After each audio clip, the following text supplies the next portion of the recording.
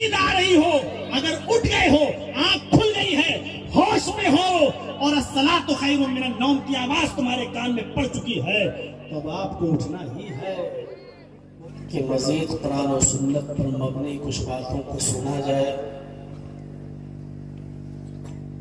ہم اللہ سے دعا کرتے ہیں کہ الہ العالمین ہمیں سننے کی بھی اور سننے سے زیادہ عمل کی توفیق عطا فرمائے۔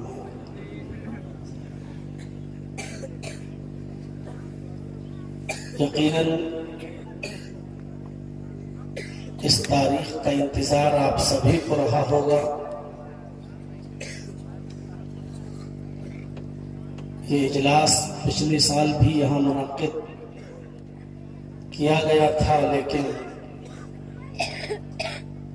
میں اپنے کسی حادثے کی وجہ سے شامل نہیں ہو سکا۔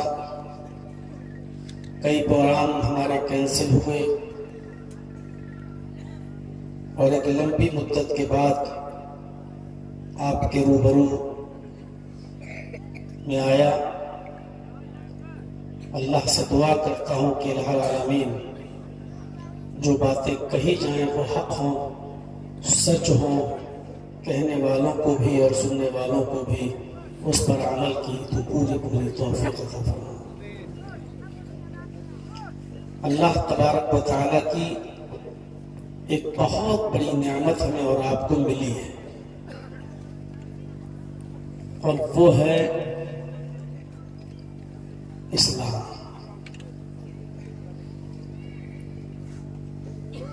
اس پر ہم اللہ رب العالمین کا جتنا بھی شکر ادا کریں کم ہے۔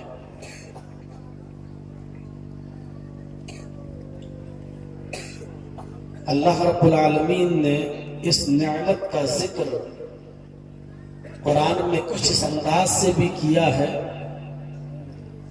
کہ وَاذْكُرُوا نِعْمَةَ اللَّهِ عَلَيْكُمْ إِذْ كُنْتُمْ أَعْدَاءً فَأَلَّفَ بَيْنَ قُلُوبِكُمْ فَأَصْبَحْتُمْ بِنِعْمَتِهِ إِخْوَانًا۔ تم یاد کرو اللہ کی اس نعمت کو جو اس نے تم پر کی ہے کہ آپس میں جب تم ایک دوسرے کے دشمن تھے، ایک دوسرے کے حریف تھے،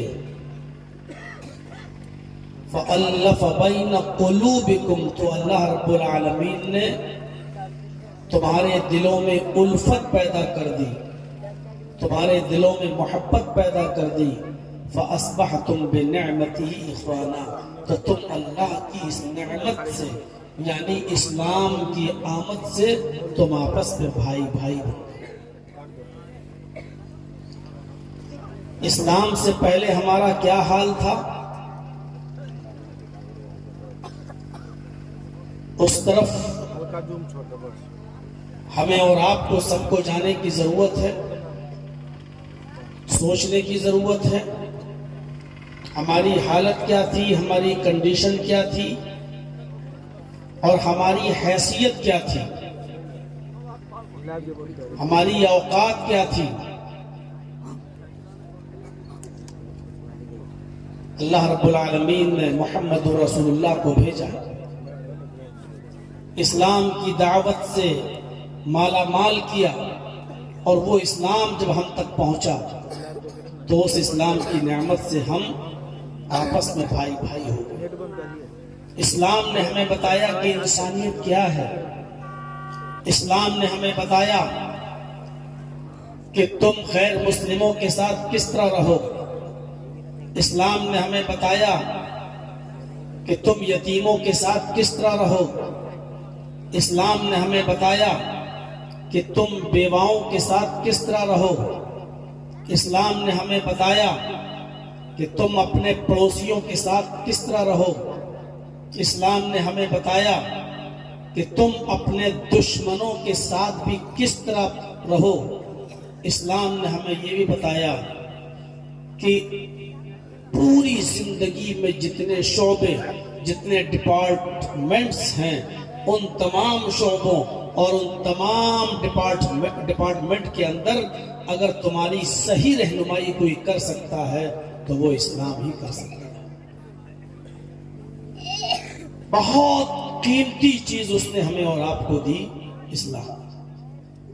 اور اسی اسلام کے تعلق سے اللہ نے کہا کہ ان الدین عند اللہ الاسلام، دین تو اللہ کے نظر میں، اللہ کے نزدیک صرف اسلام ہے۔ بحیثیت دین کے،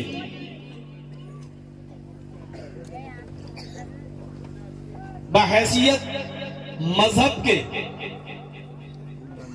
اللہ کو سب سے زیادہ پسندیدہ اگر کوئی دین ہے اللہ کی نظر میں تو وہ اسلام ہے۔ اس قیمتی اثاثے کی ہمیں اور آپ کو قدر کرنی چاہیے۔ اب ہر مسلمان غور کرے کہ اس قیمتی اثاثے کی وہ کتنی قدر کر رہا ہے۔ قیمتی چیز کی قدر کی جاتی ہے، اگرچہ سستی چیزیں بھی آپ کی ہیں، لیکن کوئی مہنگی چیز ہو تو جتنی حفاظت آپ اس مہنگی چیز کی کریں گے جو آپ کے پاس ہے، اتنی حفاظت اور اتنی قدر آپ سستی چیز کی نہیں کریں گے۔ مثلا فرض کر لیجئے آپ کے پاس ایک چاقو ہے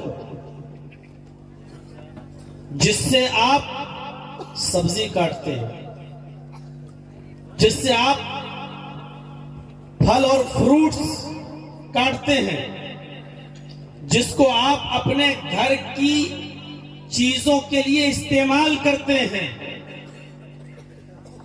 ظاہر ہے کہ آپ اس چاقو کو پھینکیں گے نہیں، کیونکہ وہ آپ کی ملکیت ہے، اور گھر کے اندر سبزی، پھل اور فروٹس وغیرہ کاٹنے کے کام آتا ہے۔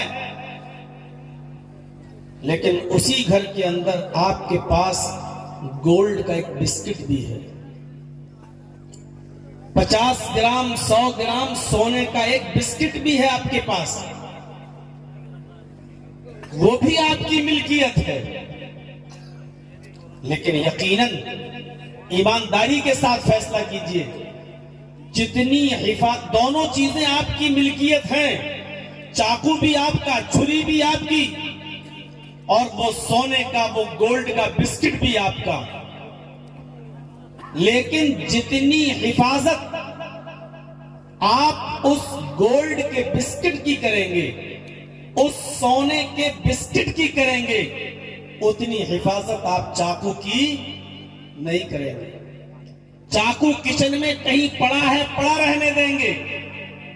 چاقو اگر کہیں پڑا ہے تو آپ اس کو پڑا رہنے دیں گے، لیکن سونے کا بسکٹ، گولڈ کا بسکٹ آپ جہاں چاہیں گے اس کو آپ وہاں پڑا نہیں رہنے دیں گے، بلکہ آپ اس کو سنبھال کر ایسی جگہ رکھیں گے جہاں آپ کے اپنے بچوں کی بھی پہنچ وہاں تک نہ ہو سکے، کیونکہ کبھی کبھی چھوٹے چھوٹے بچے ان چیزوں کی قدر نہیں کر پاتے ہیں، اور وہ اس کو لہو و لعب میں پڑھ کر کہیں سونے کو کہیں بہا نہ دیں، پھینک نہ دیں، کوئی معمولی چیز سمجھ کر کہیں اس کو گھر کے باہر لے جائیں اور کسی کو دے نہ دیں۔ اس لیے آپ اپنے معصوم اور چھوٹے چھوٹے بچوں کی پہنچ سے بھی اس گولڈ کو دور رکھتے ہیں۔ کیوں؟ کیونکہ وہ قیمتی چیز ہے، اس کی آپ حفاظت کرتے ہیں۔ ہر مسلمان کی ذمہ داری ہے کہ اگر وہ اسلام کا شیدائی ہے اور اسلام کو فالو کرتا ہے اور اسلام کو مانتا ہے، تو ہماری اور آپ کی ذمہ داری یہ ہے کہ یہ آپ کی اور دوسری چیزوں سے زیادہ قیمتی چیز ہے، آپ اس کی کتنی حفاظت کرتے ہیں۔ آپ کو بخار آتا ہے، آپ فوراً ڈاکٹر کے پاس جاتے ہیں، ہلکا پھلکا بخار ہے، آپ ڈولو 650 پیراسیٹامول آپ لے کر گھر سے کام چلا لیتے ہیں۔ تھوڑی سی اور زیادہ طبیعت آپ کی بگڑتی ہے تو آپ اپنے گاؤں کے کسی اچھے ڈاکٹر کو دکھاتے ہیں۔ کچھ اور معاملہ آپ کا سیریس ہوتا ہے تو آپ فوراً جاتے کسی بڑے ڈاکٹر کے پاس، شہر کے اچھے، ضلع کے اچھے ڈاکٹر کے پاس۔ اگر وہ ریفر کر دے آپ کو پورنیہ کے لیے، ارریا کے لیے، یا ریفر کر دے آپ کو پٹنہ کے لیے، تو آپ وہاں تک اپنا چیک اپ کرانے جاتے ہیں۔ یہ جان بھی آپ کی ہے، اسلام بھی آپ کا ہے، سوال یہ ہے کہ آپ کو تو جان دی ہی گئی ہے اسلام پر عمل کرنے کے لیے، وما خلقت الجن والانس الا لیعبدون، ہمیں اور آپ کو تو پیدا ہی کیا گیا ہے عبادت کے لیے، اسلام پر عمل کرنے کے لیے۔ اب آپ کون سی چیز کی زیادہ حفاظت کریں گے؟ آپ کے بچے بھی آپ کی ملکیت ہیں، آپ کی بیوی جو آپ کی کفالت میں آپ اس کو کھلا رہے ہیں پلا رہے ہیں اور آپ اس کے ذمہ دار ہیں، ان تمام چیزوں سے اوپر اٹھ کر دیکھنا ہے، اور وہ ہے اسلام۔ اب ہم آپ غور کریں کہ اس اسلام کی ہم کتنی حفاظت کر رہے ہیں۔ یقیناً ان چیزوں کی بھی حفاظت ہونی چاہیے، جیسے آپ چاقو اٹھا کر پھینک نہیں دیتے ہیں، جیسے آپ اپنے گھر کی چادر اٹھا کر پھینک نہیں دیتے ہیں، اپنے گھر کا اثاثہ آپ اٹھا کر پھینک نہیں دیتے ہیں، لیکن حفاظت اس کی بھی کرتے ہیں، لیکن جتنی حفاظت آپ گولڈ کی اور سونے کی کرتے ہیں، ڈائمنڈ یا ہیرے کی کرتے ہیں، اتنی حفاظت ان چیزوں کی نہیں کرتے۔ اسی طریقے سے ہمیں اور آپ کو جتنی حفاظت اسلام اور اصول اسلام کی کرنی چاہیے، دوسری چیزوں کی اتنی حفاظت نہیں کرنی چاہیے۔ یہ نہیں کہہ رہا ہوں کہ نہیں کرنی چاہیے، میں یہ کہہ رہا ہوں اتنی نہیں جتنی اسلام کی، یعنی اسلام کی حفاظت سب سے زیادہ ہونی چاہیے۔ غور کریں ہم اور آپ سب اپنے گریبانوں میں جھانک کر کہ ہم اسلام کی حفاظت کتنی کریں۔ ایک اور مثال سے سمجھانے کی کوشش کرتا ہوں۔ قیمتی چیز کے لیے سستی چیز کی قربانی کی جا سکتی ہے، لیکن قیمتی چیز کی قربانی کوئی بہت آسانی سے نہیں دیتا۔ آپ کھیتی باڑی کرنے والے آدمی ہیں، آپ کو آپ کے حساب سے سمجھاتا ہوں۔ آپ کھیت میں کام کر رہے ہیں، آپ نے دھان بویا، آپ نے مکئی بویا، اپنے کھیت سے کام کر کے جب آپ واپس اپنے گھر آ رہے ہیں، ابھی گھر میں گھسے نہیں، آپ کو خیال آتا ہے کہ میرے جیب میں پین تھا جس کی قیمت صرف 10 روپے تھی، وہ کھیت میں کہیں گر گیا، چھوٹ گیا۔ آپ گھر چھوڑ دیتے ہیں اور اس قلم کو، اس پین کو اٹھانے کے لیے اس کھیت میں جا رہے ہیں، کیونکہ وہ آپ کا قیمتی پین ہے، آپ اس سے ضروری حساب و کتاب لکھتے ہیں۔ آپ کھیت کی طرف جا رہے ہیں تاکہ وہ پین ابھی جاؤں تو مل جائے گا، ورنہ ہو سکتا ہے کہ کسی بچے کے ہاتھ لگ جائے، کھیت میں آنے جانے والے کسی اور آدمی کے ہاتھ لگ جائے۔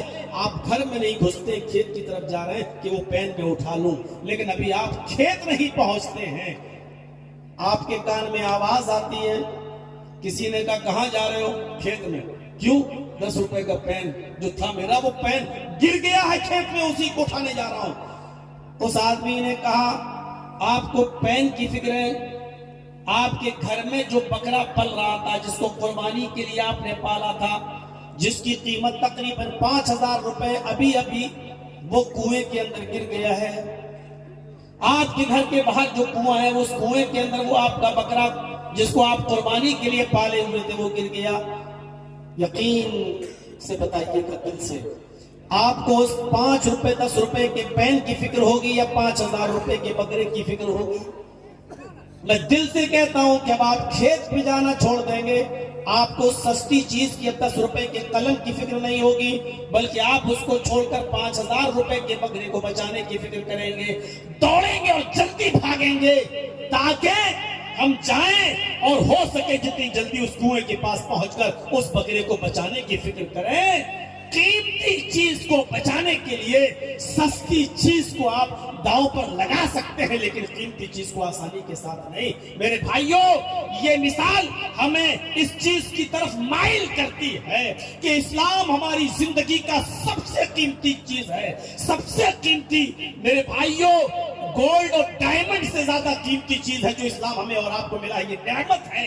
اس اسلام کی حفاظت کے لیے اگر بیٹوں کی قربانی دینا پڑ رہی ہے تو دے دو، اولاد کی قربانی دینا پڑ رہی ہے تو دے دو، بیوی کی قربانی دینا پڑ رہی ہے تو دے دو، مال و دولت کی قربانی دینا پڑ رہی ہے تو دے دو، کیونکہ ان تمام چیزوں کی قربانی دے کر اگر اسلام بچ رہا ہے تو یہ بچا لو، یہی قیمتی چیز ہے۔ اسی لیے میرے پیارے ساتھیوں، صحابہ کرام نے اپنی جانوں کی قربانیاں دی لیکن اسلام کی قربانی نہیں دی۔ انہوں نے اپنے بچوں کو قربان کر دیا لیکن میرے پیارے ساتھیوں انہوں نے اسلام کو اپنے ہاتھ سے نہیں جانے دیا ہے۔ یہی اسلام ہے جس کے لیے سستی چیزوں کی قربانی دی جا سکتی ہے لیکن قیمتی چیز کی نہیں۔ ان دونوں چیزوں میں، اولاد آپ کی، مال آپ کا، پیسہ آپ کا، دولت آپ، زمین و جائیداد، زر و جواہر سب آپ کے پاس ہیں لیکن قربانی دینے کی ضرورت پڑ رہی ہے تو اسلام کو بچا لو، ان چیزوں کی قربانی دے۔ ہم اپنے سماج پر غور کریں۔ قرآن کریم کے اندر ایک آیت ایسی ہے جس کا تعلق محبت رسول سے ہے اور جس میں اللہ تبارک و تعالیٰ نے یہی کہا، قُلْ إِن كَانَ آبَاؤُكُمْ وَأَبْنَاؤُكُمْ وَإِخْوَانُكُمْ وَأَزْوَاجُكُمْ وَعَشِيرَتُكُمْ وَأَمْوَالٌ اقْتَرَفْتُمُوهَا وَتِجَارَةٌ تَخْشَوْنَ كَسَادَهَا وَمَسَاكِنُ تَرْضَوْنَهَا أَحَبَّ إِلَيْكُم مِّنَ اللَّهِ وَرَسُولِهِ وَجِهَادٍ فِي سَبِيلِهِ فَتَرَبَّصُوا حَتَّىٰ يَأْتِيَ اللَّهُ بِأَمْرِهِ۔ غور کیجئے قرآن کی اس آیت پر اللہ تعالیٰ کہتا ہے، اے نبی کہہ دو اگر تمہیں تمہارے آباء و اجداد، قُلْ إِن كَانَ آبَاؤُكُمْ، اگر تمہیں تمہارے آباء و اجداد، وَأَبْنَاؤُكُمْ اور تمہیں تمہاری اولادیں، وَإِخْوَانُكُمْ اور تمہیں تمہارے بھائی بہن، وَأَزْوَاجُكُمْ اور تمہیں تمہاری بیویاں، وَعَشِيرَتُكُمْ اور تمہیں تمہارا خاندان، کنبہ قبیلہ، وَأَمْوَالٌ اقْتَرَفْتُمُوهَا اور تمہیں تمہارا وہ مال جس کو تم نے بڑی محنت سے کمایا ہے، وہ مال جس کو تم نے بڑی محنت سے حاصل کیا ہے، وَتِجَارَةٌ تَخْشَوْنَ كَسَادَهَا اور تمہیں تمہارا وہ بزنس، تمہیں تمہارا وہ تجارت جس کے نقصان کا تمہیں ڈر لگا رہتا ہے، جس کی نقصان کا تمہیں ہر وقت خطرہ لاحق رہتا ہے، وَمَسَاكِنُ تَرْضَوْنَهَا اور تمہیں تمہاری وہ بلڈنگیں جس میں تم رہتے ہو اور رہ کر خوش ہوتے ہو، جس میں داد عیش لے رہے ہو، یہ ساری کی ساری چیزیں اگر تمہیں زیادہ محبوب ہیں، احب الیکم من اللہ ورسولہ، اگر اللہ سے زیادہ اور اس کے رسول سے زیادہ پیاری ہے، اللہ سے زیادہ اور اس کے رسول سے زیادہ پیاری ہے، وجہاد فی سبیلہ اور اللہ کے راستے میں جہاد سے زیادہ محبوب ہے، فتربصوا حتی یاتی اللہ بامرہ، تو انتظار کرو اللہ کی طرف سے آ جانے والے کسی عذاب کا، انتظار کرو اللہ کی طرف سے آ جانے والی کسی مصیبت کا۔ اللہ نے یہ نہیں کہا کہ ان چیزوں سے محبت نہ کرو، اپنے باپ دادا سے محبت نہ کرو، اپنی اولاد سے محبت نہ کرو، اپنے بچوں سے محبت نہ کرو، اپنے بھائیوں سے، اپنی بیویوں سے، اپنے خاندان سے، مال و دولت سے، تجارت اور بزنس سے اور اپنی بلڈنگوں سے محبت نہ کرو، کرو لیکن اتنی نہیں جتنی اللہ اور اس کے رسول سے ہو۔ اگر اللہ اور اس کے رسول کی محبت کم ہو گئی اور ان چیزوں کی محبت زیادہ ہو گئی تو اللہ کی طرف سے آنے والے عذاب کا انتظار۔ وہی چیز، اللہ کی محبت اور رسول کی محبت قیمتی شے ہے، نعمت ہے، اسلام قیمتی نعمت ہے، اس سے محبت ہونی چاہیے اور اس کو بچانے کے لیے اگر ہمیں دوسری چیزوں کی قربانی دینا پڑ رہی ہے تو بہت آرام سے دے دیں، لیکن ان چیزوں کی قربانی ہمیں اور آپ کو نہیں دینا ہے، اسلام کو بچانا ہے۔ حضرت صہیب رومی کا واقعہ آپ نے سنا ہوگا، جنہوں نے ہجرت کی، اپنا ملک چھوڑا روم، حضرت صہیب رومی اپنا وطن چھوڑا روم، مکہ میں آئے اور مکہ میں اپنا بزنس کر لیا، مکے میں رہ کر انہوں نے دولت کمانا شروع کی، یہاں تک کہ اللہ کے نبی جناب محمد رسول اللہ پر اسلام بھی لے آئے، ایمان بھی لے آئے، اسلام کو قبول بھی کر لیا۔ مکے میں انہوں نے جو دولت کمائی، مکے میں جو مال کمایا، اچھا خاصا بزنس تھا ان کا، اچھی خاصی دولت تھی ان کے پاس، لیکن جب پتا چلا کہ محمد رسول اللہ صلی اللہ علیہ وسلم اور آپ کے کچھ صحابہ ہجرت کر کے مکہ سے مدینہ چلے گئے اور ہجرت کا دروازہ کھلا ہوا ہے، تو حضرت صہیب رومی نے بھی ہجرت کا پلان بنایا، ہجرت کا منصوبہ بنایا۔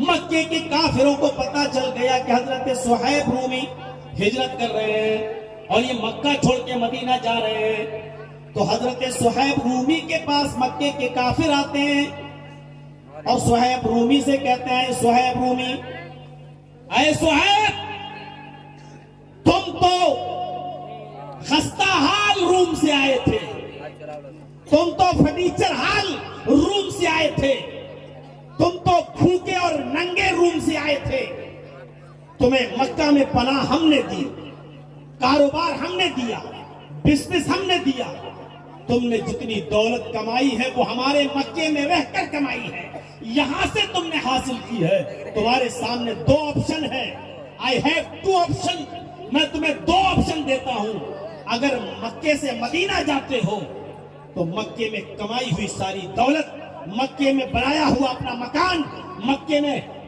تیار کیا ہوا اپنا تجارت اور بزنس کے مال سے یہ سارا اثاثہ، یہ ساری کی ساری چیزیں تمہیں مکے میں چھوڑنا پڑے گی اور جاؤ اپنے آقا کے پاس، محمد کے پاس، یا پھر محمد کو چھوڑو، ہجرت چھوڑو اور یہ ساری دولت تمہاری ہے، اس کے مالک بنے رہو اور یہیں پر کھاتے پیتے رہو، عیش کرتے رہو، کیونکہ ساری دولت تم نے یہاں کمائی ہے، ہم تمہیں یہاں سے نہیں جانے دیں، جاتے ہو تو گھر بھی چھوڑو، مکان بھی چھوڑو، زمین بھی چھوڑو، جائیداد بھی چھوڑو، کمایا ہوا مال بھی چھوڑو۔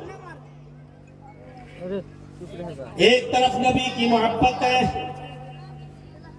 کہ ہمیں محمد رسول اللہ کے پاس جانا ہے، اور ایک طرف پوری زندگی کی کمائی ہوئی دولت ہے۔ اے سٹھیا نیا ٹولہ والو، اطراف و اکناف سے تشریف لانے والو، آج اسلام کے مزاج کو سمجھنے کی کوشش کرنا، اور ایک طرف محمد رسول اللہ کی محبت۔ اللہ صہیب رومی کہتے میں کیا کروں، اور فوراً جواب دیتے مسکراتے ہوئے، اے بے وقوفو، آئے مکے کے نادانو، یہ ہم نے مکے میں کمایا ضرور ہے، حاصل ضرور کیا ہے، گھر ضرور بنا لیا ہے، مکان ضرور تعمیر کر لیا ہے، دولت ضرور کما لی ہے، لیکن رہی ہجرت کی بات، رہی اسلام کو بچانے کی بات، رہی محمد رسول اللہ سے ملاقات کی بات، تو سن لو، اسلام کے خاطر، محمد رسول اللہ کے خاطر مجھے ان تمام چیزوں کی قربانی دینا پڑ رہی ہے تو دینے کے لیے تیار ہوں۔ اے مکے والو، یہ رہا میرا مکان میں چھوڑ رہا ہوں، اے مکے والو یہ رہی میری بلڈنگ میں چھوڑ رہا ہوں، اے مکے والو یہ رہی میری زمین میں چھوڑ رہا ہوں، اے مکے والو یہ رہے میرے کپڑے میں اس کو بھی چھوڑ رہا ہوں، اے مکے والو یہ رہی میری سواریاں میں اس کو بھی چھوڑ رہا ہوں، اے مکے والو یہ رہی میری زر و جواہرات، ساری چیزیں میں چھوڑ رہا ہوں، میں ان تمام چیزوں کی قربانی دے سکتا ہوں، لیکن میں اسلام کی قربانی نہیں دے سکتا، ہجرت نہیں چھوڑ سکتا، میں جناب محمد رسول اللہ صلی اللہ علیہ وسلم کے پاس ہر حال میں جاؤں گا۔ اور پھر حضرت صہیب رومی نے ان تمام چیزوں کو چھوڑ دیا اور مدینے کی طرف روا دوا ہو گئے۔ میرے پیارے ساتھیوں، غور کیجئے، اسلام قربانیاں مانگتا ہے، اسلام نام ہے قربانیاں دینے کا۔ ہم اور آپ سوچیں کہ ہم نے اور آپ نے کون سی قربانیاں دی ہے اسلام کے لیے؟ نام تو بہت اچھے ہیں ہمارے، محمد اسلم، محمد اکرم، محمد اظہر، اسلام الدین، امام الدین، پتہ نہیں کتنے اچھے اچھے ہمارے نام ہیں، لیکن ذرا اپنے آپ پر غور کر کے دیکھیے کہ ہم نے قربانیاں کیا دی ہیں۔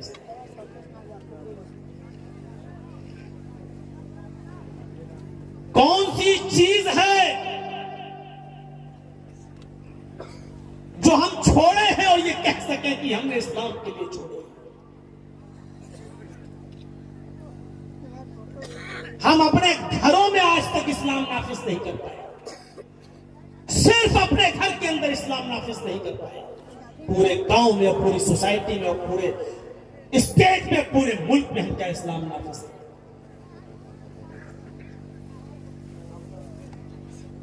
ہمارے اندر اتنی جرأت اور اتنی بہادری کہاں ہے کہ گھر کا بڑا ہونے کی حیثیت سے اپنی بیوی کو یہ کہہ سکیں، اپنے بچوں سے یہ کچھ کہہ سکیں، اپنی بیٹیوں سے کچھ کہہ سکیں؟ اتنی ہمت نہیں ہے ہم سے، اور آپ سے بڑی ہمت تو اس اسرائیل کے لڑکے نے کر دی تھی جو بھارت کے اندر آ کر نریندر مودی اسٹیڈیم میں جا کر فلسطین کی آزادی اور فری پلیسٹینیا کے نام کی بنیان اور ٹی شرٹ پہن کر میدان میں پہنچ کر پوری دنیا کو میسج دے دیا کہ حق یہی ہے کہ فلسطین اپنی آزادی کی لڑائی لڑ رہا ہے اور پوری دنیا کو فلسطین کا ساتھ دینا چاہیے۔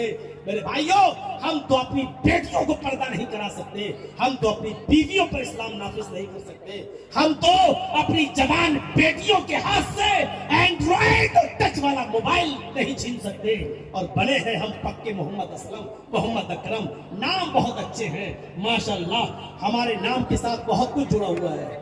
ارے یہ مائک مر گیا ہے، اس کی جنازہ ہی بنا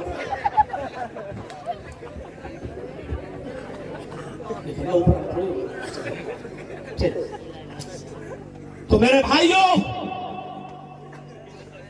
مصلحت بھی دیکھیے، کوئی ضروری نہیں کہ آپ اسی انداز سے حق کی دعوت پہنچائیں، طریقے اگر بدل دیں اور وہ طریقہ اسلام کے خلاف نہ ہو تو آپ اس کو بھی استعمال کر سکتے ہیں۔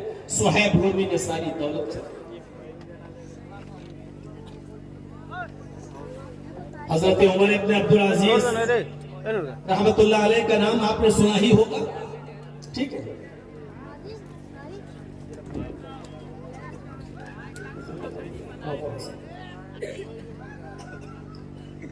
عمر ابن عبدالعزیز رحمت اللہ علیہ کا نام سنا ہوگا، جن کی حکومت حدود سندھ سے لے کے فرانس تک پھیلی ہوئی تھی۔ اندازہ لگا سکتے کتنی بڑی حکومت اور مملکت کا مالک۔ ذرا دیکھیے گا، اے بیٹا اب نوٹنکی بند کر دو، بہت دیر سے دیکھ رہے ہیں، اپنے یہاں بند کر دیجیے، یا تو وہ نیچے جائیے، ادھر کوئی نہیں آئے گا، ادھر چلے جائیے۔ 2 بجے تک نہیں سنبھال پائے تو اب کیا سوال ہے؟ حدود سندھ سے لے کر فرانس تک ان کی حکومت پھیلی ہوئی تھی۔ غور سے سنیے گا میری بات۔ آج تو آدمی تھوڑے سے خطے کا کر وزیر اعظم بن جائے، پردھان منتری بن جائے تو اس کا تکبر دیکھ لیجیے گا، اس کا گھمنڈ دیکھ لیجیے گا۔ حدود سندھ سے لے کر فرانس تک اتنی دور تک جس کی مملکت پھیلی ہوئی تھی، اور حالت کیا تھی معلوم؟ رات میں تہجد کی نماز پڑھنے کے لیے اٹھتے ہیں تو کیا دیکھتے ہیں کہ ہماری لونڈی رات کے اندھیرے میں باہر سے تشریف لا رہی ہیں، دروازہ کھلا ہوا ہے اور وہ دروازے سے اندر آ رہی ہے، چادر کے اندر کچھ چھپا ہوا ہے۔ پوچھا خادمہ کیا ہے اتنی رات میں، کیا ہے اس کے اندر؟ اس نے اوڑھنی ہٹائی، کہا دودھ۔ کہا یہ دودھ کہاں سے لائی؟ کہا دیکھیے جس کی حکومت حدود سندھ سے لے کے فرانس تک پھیلی ہے وہ کیا کہہ رہا ہے اپنی لونڈی سے، کہاں سے لائی ہو؟ کہا بیت المال سے۔ راج کوش جس کو ہمارے ہندی میں بولا جاتا ہے، راج کوش، سرکاری فنڈ، بیت المال، وہاں سے۔ کس نے منگایا؟ کہا آپ کی بیوی نے منگایا۔ پیالے میں دودھ؟ ہاں۔ کیوں منگایا؟ جواب سنیے۔ لونڈی نے کہا خادمہ نے، میرے آقا میرے مالک، آپ کی بیوی حمل سے ہیں، ان کے پیٹ میں بچہ ہے، 4 دن سے کچھ نہیں کھایا ہے، اگر بچے کو کچھ نہ ملا تو بھوکا مر جائے گا، پیٹ کے اندر اس کی نشو نما نہیں ہو پائے گی، اطباء کہتے ہیں، حکما کہتے ہیں کہ حمل میں عورت کی ہر خواہش کو پورا کرنا چاہیے، ورنہ حمل کے ضائع ہونے کا خطرہ ہے۔ آپ کی بیوی نے 4 دن سے کچھ نہیں کھایا اور گھر میں کچھ نہیں تھا، اس لیے بیت المال سے، راج کوش سے، سرکاری فنڈ سے میں تھوڑا سا دودھ لے آئی ہوں، یہ تھوڑا سا دودھ وہ پی لیں گی، تقویت مل جائے گی، ان کے پیٹ کا بچہ زندہ رہے گا۔ لونڈی اپنی مالکہ کو دودھ کا پیالہ بڑھا رہی ہے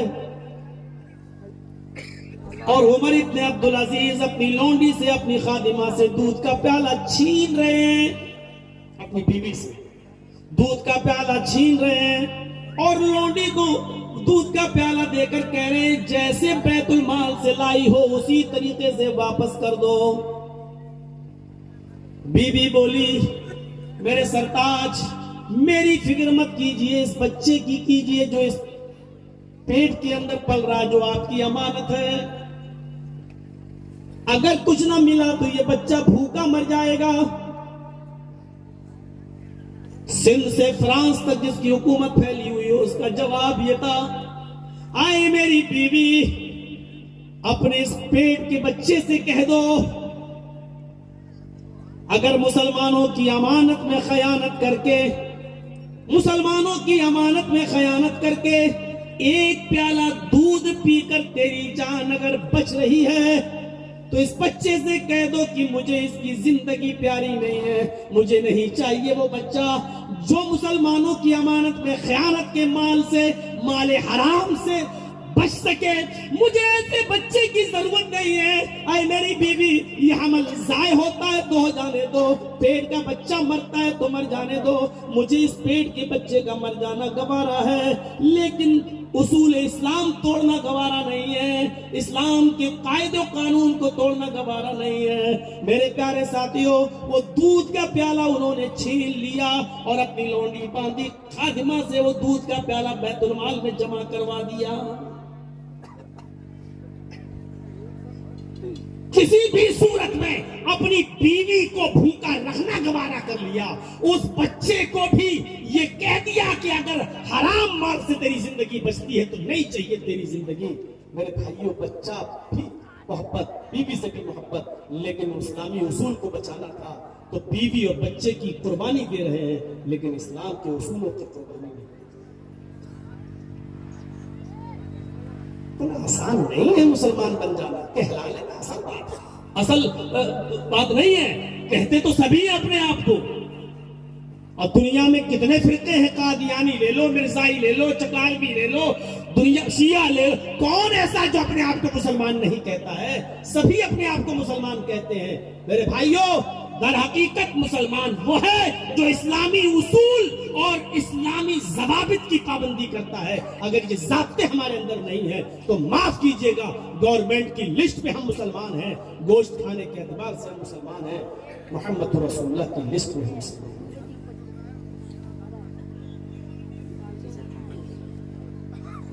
اسلامی اصول اور ضابطوں کو ذرا دیکھیے، ایسے ہی نہیں کہا ہے اللہ تبارک و تعالیٰ نے وَمَن يَبْتَغِ غَيْرَ الْإِسْلَامِ دِينًا فَلَن يُقْبَلَ مِنْهُ، جو اسلام کو چھوڑ کر کوئی دوسرا راستہ تلاش کرے گا، جو اسلام کو چھوڑ کر کوئی دوسرا دین تلاش کرے گا، جو اسلام کو چھوڑ کر کوئی دوسرا دین تلاش کرے گا، مانگے گا یا اس کو طلب کرے گا، فرمایا فَلَن يُقْبَلَ مِنْهُ، وہ دین اس کا قبول نہیں کیا جائے گا، وہ دین اس کا تسلیم نہیں کیا جائے گا۔ فَلَن يُقْبَلَ مِنْهُ، ہرگز اس کی دین کی کوئی حیثیت نہیں۔ وَهُوَ فِي الْآخِرَةِ مِنَ الْخَاسِرِينَ، اور وہ آخرت میں نقصان اٹھانے والوں میں سے ہو جائے گا۔ ہمیں دین کے ہر اصول کو فالو کرنا ہے، چاہے اس کی حکمت ہماری سمجھ میں آئے یا نہ۔ گورنمنٹ کوئی قانون بناتی ہے، کس کے لیے بناتی ہے؟ ہمارے اور آپ کے فائدے ہی کے لیے بناتی ہے۔ جو بھی نیم بنتے ہیں، مثلا گورنمنٹ نے ایک قانون بنایا، ٹریفک نیم بنایا، اور ٹریفک نیم یہ ہے کہ جب آپ اپنی گاڑیاں لے کر چلو گے चौराहे पर गुजरोगे तो वहां लाल बत्ती भी जलेगी और हरी बत्ती भी, ग्रीन सिग्नल और रेड सिग्नल। उसूल ये बनाया गया, अगर रेड लाइट जलती है तो आपको अपनी गाड़ी रोकना पड़ेगी, और जब ग्रीन सिग्नल हो जाएगा तब ये गाड़ी आप चलाएंगे, क्रॉस करेंगे, आगे बढ़ाएंगे।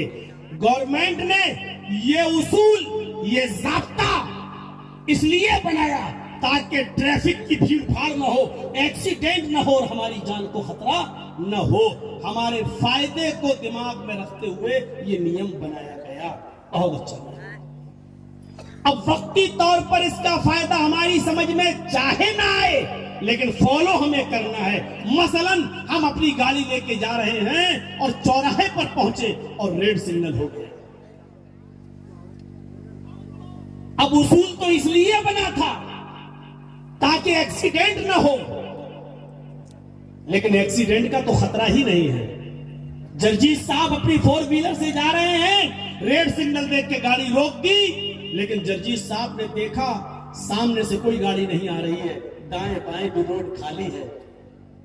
अगर हम रेड सिग्नल तोड़ देते हैं और गाड़ी आगे बढ़ा देते हैं तो कोई एक्सीडेंट नहीं होगा। गवर्नमेंट ने तो ये उसूल इसलिए बनाया ताकि एक्सीडेंट ना हो, और एक्सीडेंट होने का खतरा ही नहीं है, इसलिए हम गाड़ी आगे बढ़ा दे। फिर भी हम आगे नहीं बढ़ा सकते हैं, जबकि एक्सीडेंट का खतरा नहीं है, फिर भी हम आगे नहीं बढ़ा सकते हैं। चौराहे पर खड़ा पुलिस वाला आपकी गाड़ी का नंबर नोट करके चालान काट देगा, आपके ऊपर जुर्माना आयद कर देगा, क्योंकि आपने नियम तोड़ा, आपने उसूल तोड़ा, आपने ज़ाब्ता तोड़ा। अब आप लड़िए उससे, लड़ेंगे साहब कोई ट्रैफिक नहीं आ रहा था, इधर से भी गाड़ी नहीं, उधर से भी नहीं, हमने कहा, अरे कहां हमने किसी का नुकसान किया है? आप लाख कहिए, लेकिन वो नहीं मानेगा, क्योंकि आपने नियम तोड़ा है, आपने उसूल तोड़ा है। अब ये आपकी समझ में आए या ना आए, लेकिन आपको फॉलो करना था। मेरे भाइयों, इसी तरीके से इस्लाम के उसूल हैं, इस्लाम के ज़वाबित हैं, वो हमारी और आपकी समझ में आए या ना आए, हमें उसको फॉलो करना है। हमारे पास इतनी अकल नहीं है कि अल्लाह तबारक व तआला की तरफ से नाजिल करदा हर उसूल को हम अपने दिमाग में सोच सके और हमारा दिमाग सही फैसला कर सके। कभी कभी आप अपने दिमाग से ऊपर की बात सोच लेते हैं। मसलन हर चीज को अल्लाह ने पैदा किया है, तो अल्लाह को किसने किया? आता है कि नहीं आता ये ख्याल? लेकिन ये आप अपने दिमाग से उस चीज को सोच रहे हैं, इसके लिए आपका दिमाग नहीं बनाया। जैसे ये आंख चंद चीजों को देख रही है, अमेरिका और लंदन में क्या हो रहा है उसको नहीं देख रही है, ऐसे ही दिमाग उन्हीं चीजों को सोच सकता और समझ सकता है जो उसके दायरे में है, जो उसकी लिमिट में है। और आप ये कह रहे हैं अल्लाह को किसने पैदा किया, ये दिमाग के दायरे से बाहर है। आप बिल्कुल वो काम कर रहे हैं। सुनार की दुकान पे गए होंगे अपनी बीवी को लेकर, कभी गोल्ड खरीदा होगा आपने, तो एक तराजू होती है ना जिसपे वो सोना तोलता है, 10 ग्राम 20 ग्राम 50 ग्राम सोना जैसी तोला आपने ले लिया। देखिए कितनी कीमती चीज को वो तराजू तोल रही है, लेकिन उसी तराजू के ऊपर आप नेपाल का हिमालय पहाड़ ला कर रख दीजिए, क्या होगा उस तराजू का? वजन बताएगी? नहीं बताएगी। अब आप कहिए ऐसी तराजू का क्या फायदा जो इतनी कीमती चीज, सोने का वजन तो बता देता है लेकिन पहाड़ का वजन नहीं बता रहा है। आप उस तराजू पर वो चीज रख रहे हैं जिसके लिए तराजू बनाई नहीं गई है। आप अपनी अकल से वो चीज सोच रहे हैं कि अल्लाह को किसने पैदा किया, जिसके लिए अकल बनाई नहीं गई है। कंप्यूटर में आप जो चीजें फीड किए हुए वही बताएगा कंप्यूटर। आप उसमें डाल दीजिए लोकेशन, हमें पूर्णिया जाना है, कंप्यूटर बताता चला जाएगा, यहां मुड़िए यहां मुड़िए, वो फीड है उसमें, वो बताएगा। आप कंप्यूटर में पूछ लीजिए इंडिया की जनसंख्या, बता देगा। जो चीजें फीड है वो बता देगा। लेकिन उसी कंप्यूटर से पूछिए कि इस वक्त जितने लोग मुसलमानों में हिंदुस्तान और पाकिस्तान में मरे हैं, कितने लोग जहन्नम में चल रहे हैं और उनको अजाब कितना हो रहा है। कंप्यूटर से सवाल करके देखिए, जहन्नम में कितने गए और जन्नत में कितने गए। کمپیوٹر جیسی یہ چیز آپ ڈالیں گے کمپیوٹر اس کا غلط جواب دے دے گا. وہ چیز کمپیوٹر میں ہے ہی نہیں, کمپیوٹر بتائے گا ہی نہیں بلکہ جواب بھی غلط دے دے گا. کیوں؟ کیونکہ آپ کمپیوٹر سے وہ چیز پوچھ رہے ہیں جو کمپیوٹر کی طاقت سے باہر ہے, تو اس میں فیڈ ہی نہیں ہے. آپ اپنی عقل سے وہ سوال کر رہے ہیں جو عقل میں فیڈ ہی نہیں ہے, اس کے لیے عقل کو پیدا ہی نہیں کیا. اس لیے ضروری نہیں کہ اسلام کے ہر اصول اور ضابطے کے بارے میں آپ سوچیے, اس کو بھی اسی طرح بولا ہے, اسی طرح پیسہ بھی دیجیے گا سماج والوں کو. میرے بھائیوں, اس کے لیے ہم اور اب پیدا نہیں ہوئے, بس فالو کرنا ہے. جو کہہ دیا ہمیں ماننا ہے, چاہے وہ ہماری عقل میں آئے اور چاہے وہ ہماری عقل کے خلاف جائے. اللہ تعالیٰ نے صاف طور پہ کہہ دیا وَمَن يَبْتَغِ غَيْرَ الْإِسْلَامِ دِينًا فَلَن يُقْبَلَ مِنْهُ. اسلام کو چھوڑ کر اگر کوئی دوسرا راستہ تم اختیار کرو گے, دوسرا راستہ تم تلاش کرو گے تو وہ قبول نہیں کیا جائے گا. اب اسلام کو اللہ رب العالمین نے کیوں کہا فالو کرو؟ اس لیے کہ جو چیزیں اسلام کے اندر مل رہی ہیں دوسرے مذہب ان سے بالکل خاموش ہیں. سب سے پہلی چیز دیکھیے, اسلام کے اندر سہولیت ہے, یہ دین السہل ہے, یہ دین مساوات ہے, یہ دین العدل ہے, یہ دین التقوی ہے, یہ دین الرحمہ ہے. اسلام کے اندر اللہ رب العالمین نے متعدد قسم کی خصوصیات رکھ دی ہیں. دین السہل ہے, یہ سہولت آپ کسی اور مذہب کے اندر نہیں دیکھو گے. جو اسلام کے اندر موجود ہے آپ دیکھ لیجئے, نماز فرض ہے, روزہ فرض ہے, حج فرض ہے, زکوٰۃ فرض ہے. میرے بھائیوں سنیے, نماز کے لیے وضو بھی فرض ہے, بلکہ اس کی شرط ہے اگر کسی نے وضو نہیں بنایا اور نماز پڑھ لی تو نماز نہیں ہوگی. وضو نماز کی شرط ہے, اذا فات الشرط فات المشروط. اگر شرط ہی فوت کر دی تو مشروط اپنے آپ فوت ہو جائے گا. نماز فرض ہے لیکن نماز سے پہلے وضو بنانا ہے. اگر آپ نے بغیر وضو کے نماز پڑھی تو نماز نہیں ہوگی. یہ فرض ہے وضو. لیکن اسلام کیا کہتا ہے؟ اسلام یہ کہتا ہے کہ وضو تمہیں بنانا ہے, فرض ہے, لیکن اگر تمہیں بیماری ہے اور ڈاکٹر نے یہ کہہ دیا کہ پانی جسم پر استعمال کرو گے, ہاتھ پیر پر استعمال کرو گے تو یہ بیماری اور بڑھ جائے گی, تو اسلام اتنی سہولت دیتا ہے کہ اب تمہیں وضو نہیں بنانا ہے بلکہ اس کی جگہ پر پاک مٹی کو رکھنا ہے اور تیمم سے کام چلانا ہے.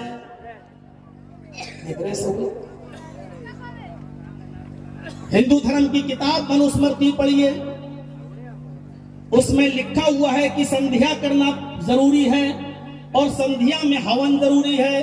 سندھیا صبح اور شام ہوتی ہے, سندھیا صبح اور شام ہوتی ہے, اور اس سندھیا میں 100 گرام کاجو, 100 گرام پستہ, 100 گرام اخروٹ, 100 گرام کاجو اخروٹ پستہ بادام اور 16 چمچے دیسی گھی گائے کے اور 1 تولہ کستوری, معاف کیجئے گا 26 چیزیں ہیں ٹوٹل, مجھے اتنی ہی یاد ہے, سب یاد نہیں ہے.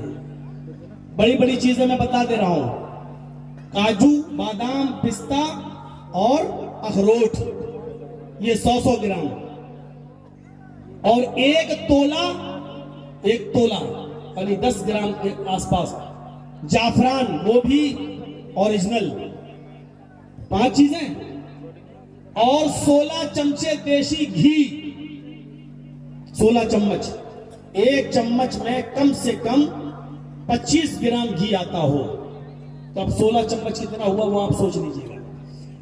25 گرام منوسمرتی میں لکھا ہے, اور 16 چمچے دیسی گھی. اب یہ ٹوٹل 6 چیزیں میں بتا پایا ہوں, 20 چیزیں اور ہیں اس کے علاوہ, چھوارے وارے, ناریل واریل سب اسی میں آتے ہیں. یہ اتنا ہی صبح چاہیے اور اتنا ہی شام میں چاہیے, اتنا ہی صبح اور اتنا شام. یعنی 100 گرام کاجو صبح تو 100 گرام شام کو بھی, 100 گرام بادام صبح, 100 گرام شام کو بھی, 100 گرام پستہ صبح تو 100 گرام شام کو بھی, 100 گرام اخروٹ صبح, 16 چمچے دیسی گھی صبح بھی اور 16 چمچے دیسی گھی شام میں بھی، اور یہ اس کے علاوہ بھی 20 چیزیں اور کہا کہ یہ ہون کرنا ضروری ہے، سندھیا میں ہون کرنا ضروری ہے، آگ میں آگ جلے گا اور آگ میں ان چیزوں کو جھونکنا ضروری ہے، ہون اس کی خوشبو لیجئے، اور کہا کہ اگر سندھیا نہیں کی، ہون نہیں کیا تو ادھرمی اور پاپی ہو کر مرو گے، یہ منوسمرتی میں لکھا ہے، اور نیچے لکھا ہے امیر اور غریب سب کو کرنا ہے۔ مولانا جرجی صاحب اور اس جلسے کے صدر مولانا معین الحق صاحب تو چلو کر دیں گے، لے آئیں گے، لیکن ایک رکشہ چلانے والا بیچارہ کہاں سے لائے گا؟ ایک ای رکشہ چلا کر جو جس کی بیچارے کی 250 300 500 روپے کی انکم ہوتی ہے، وہ جس کا 300 روپیہ بیچارہ بھاڑا ہی دے دیتا ہے، وہ اب اس کو بچے 200 روپیہ، وہ 16 چمچے دیسی گھی کہاں سے لائے گا؟ وہ 100 گرام بادام، 100 گرام پستہ، 100 گرام اخروٹ، 100 گرام کاجو اور ناریل اور یہ تمام چیزیں میرے بھائیوں صبح اور شام کہاں سے لائے گا؟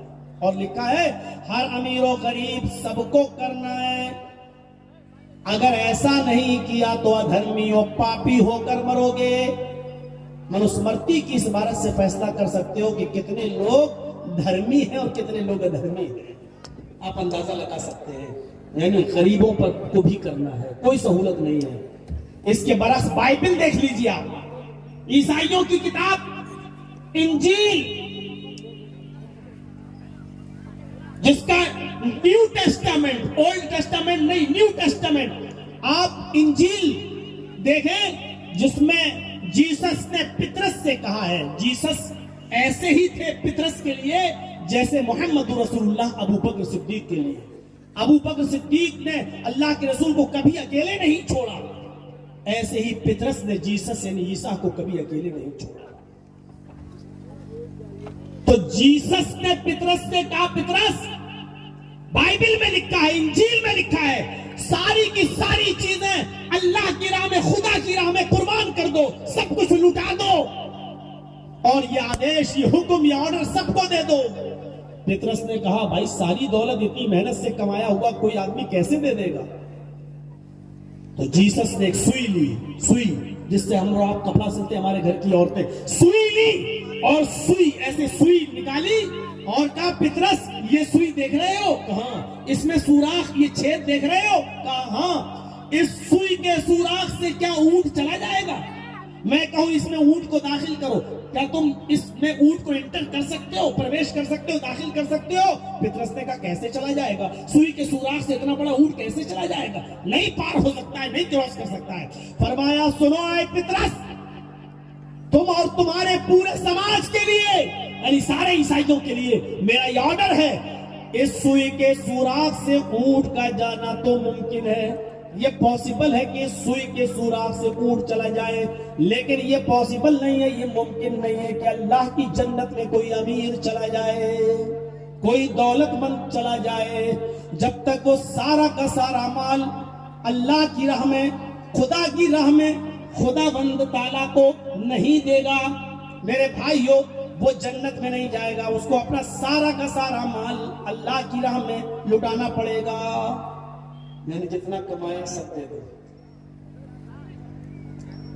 عیسائیت اگر کوئی اپناتا ہے تو اس کے لیے امیر جنت میں جائے گا ہی نہیں، کیونکہ سب کچھ لٹاؤ، اور اگر کوئی ہندو دھرم اپنایا ہوا ہے تو پھر آپ کو اتنی چیزیں صبح اور شام لانا پڑیں گی، کہاں سے لاؤ گے؟ چاہے آپ چوری کر کے لاؤ، ڈاکہ ڈال کے لاؤ، لیکن ہون کرو۔ میرے بھائیوں ذرا آپ اندازہ لگا سکتے ہیں، لیکن اسلام کے مزاج کو دیکھیے۔ میں نے ایک طرف منوسمرتی دے دی، دکھا دی، ایک طرف میں نے بائبل کا بتا دیا، اب آئیے اور یہ ساری چیزیں اگر تفصیل پڑھنا ہے تو پڑھ لیجئے مولانا ابو الوفا ثناء اللہ مرسلی رحمۃ اللہ علیہ کی کتاب تقابل الثلاثہ کا مطالعہ کر لیجئے گا، اور ہندو دھرم کی کتاب منوسمرتی کے لیے آپ ان کی کتاب حق پرکاش کا مطالعہ کر لیجئے گا، آپ کو یہ ساری کی ساری چیزیں اس کتاب کے اندر آپ کو مل جائیں گی۔ میں اس پرچے کے حوالے کر سکتا ہوں۔ اب سنیے اسلام کیا کہتا ہے، نماز فرض ہے، وضو بھی فرض ہے، لیکن اگر بیماری ہے اور پانی اگر جسم پر لگنے سے خطرہ ہو رہا ہے تو تیمم کرو۔ زکات فرض ہے، لیکن اگر آپ کے پاس استطاعت نہیں ہے، طاقت نہیں ہے، تو اسلام کہتا ہے کہ پھر زکات تمہارے اوپر فرض نہیں ہے۔ حج فرض ہے، لیکن اگر استطاعت نہیں ہے وہاں تک جانے کی، تمہارے اوپر حج بھی فرض نہیں ہے۔ نماز، روزہ اور کلمہ کون نہیں پڑھ سکتا ہے؟ لا الہ الا اللہ محمد رسول اللہ، یہ کلمہ پڑھنے کے بعد نماز اور روزہ، یہ دو چیزیں امیر بھی کر سکتا ہے، غریب بھی کر سکتا ہے، یہ سب کے اوپر فرض کر دی گئی ہے، لیکن اس کے اندر سہولت بھی دے دی گئی ہے، اور سہولت یہ دے دی گئی ہے کہ اگر روزہ فرض ہے لیکن رمضان کے مہینے میں اگر تمہیں سفر کی ضرورت پیش آ جائے تو تم روزے کو پوسٹ پون کر سکتے ہو، ملتوی کر سکتے ہو۔ اگر سفر میں ہو یا پھر بیمار ہو گئے ہو، بخار وغیرہ یا کوئی بیماری لاحق ہو گئی ہے، وَإِن كَانَ مِنْكُمْ مَرِيضًا أَوْ عَلَىٰ سَفَرٍ فَعِدَّةٌ مِّنْ أَيَّامٍ أُخَرَ، یہ کہہ کر قرآن نے اتنی بڑی سہولت دے دی ہے، اگر سفر میں ہو تو روزہ چھوڑ دو، اور رمضان کے بعد جب موقع ملے تو چھوٹے ہوئے روزے کو تم پورا کر لو۔ بیمار ہو تو روزہ چھوڑ دو، صحیح ہو جاؤ تو رمضان کے بعد تم چھوٹے ہوئے روزے کو پورا کر لو۔ حاملہ ہے اگر کوئی عورت اور اس کے روزہ رکھنے سے بچے کی صحت پر فرق پڑ سکتا ہے تو روزہ چھوڑ دے، بعد میں وہ پورا کر سکتی ہے۔ مرضیہ ہے، دودھ پلاتی ہے، اور اگر وہ روزہ رکھے تو بچے کے دودھ میں کمی ہو سکتی ہے تو وہ روزہ چھوڑ دے، بعد میں وہ پورا کر لے۔ میرے پیارے ساتھیوں، یہ آسانیاں اسلام دے رہا ہے، اس لیے اسلام دین السال ہے، اسلام دین معتدل بھی ہے، اعتدال کا راستہ اسلام نے بتایا ہے۔ نماز فرض ہے، سچ ہے، لیکن یہ بھی نہیں کہا گیا کہ اپنے بیوی اور بچوں کو اپنے گھروں میں بھوکا مرتا ہوا چھوڑ دو اور تم مصلی لے کر کسی کٹیا میں چلے جاؤ اور رات بھر نماز پڑھتے رہو، دن پورا کا پورا سجدوں میں گزار دو، اپنے بیوی اور بچوں کی فکر مت کرو۔ معتدل ہے دین معتدل، اسلام اعتدال کا راستہ بتاتا ہے۔ نماز فرض ہے، لیکن اس فرض کے چکر میں اتنا بھی نہیں کہ آپ اپنے بیوی بچوں کی خبر ہی نہ لیں اور فوراً چلے جائیں اور جنگل میں چلے جائیں یا گھر کے کسی کونے میں سجدوں پہ سجدے ٹھونکتے رہیں، محنت نہ کریں، مزدوری نہ کریں اور اپنے بیوی بچوں کے لیے کچھ نہ کمائیں۔ یہ بھی اسلام نے اسے بھی روک دیا ہے۔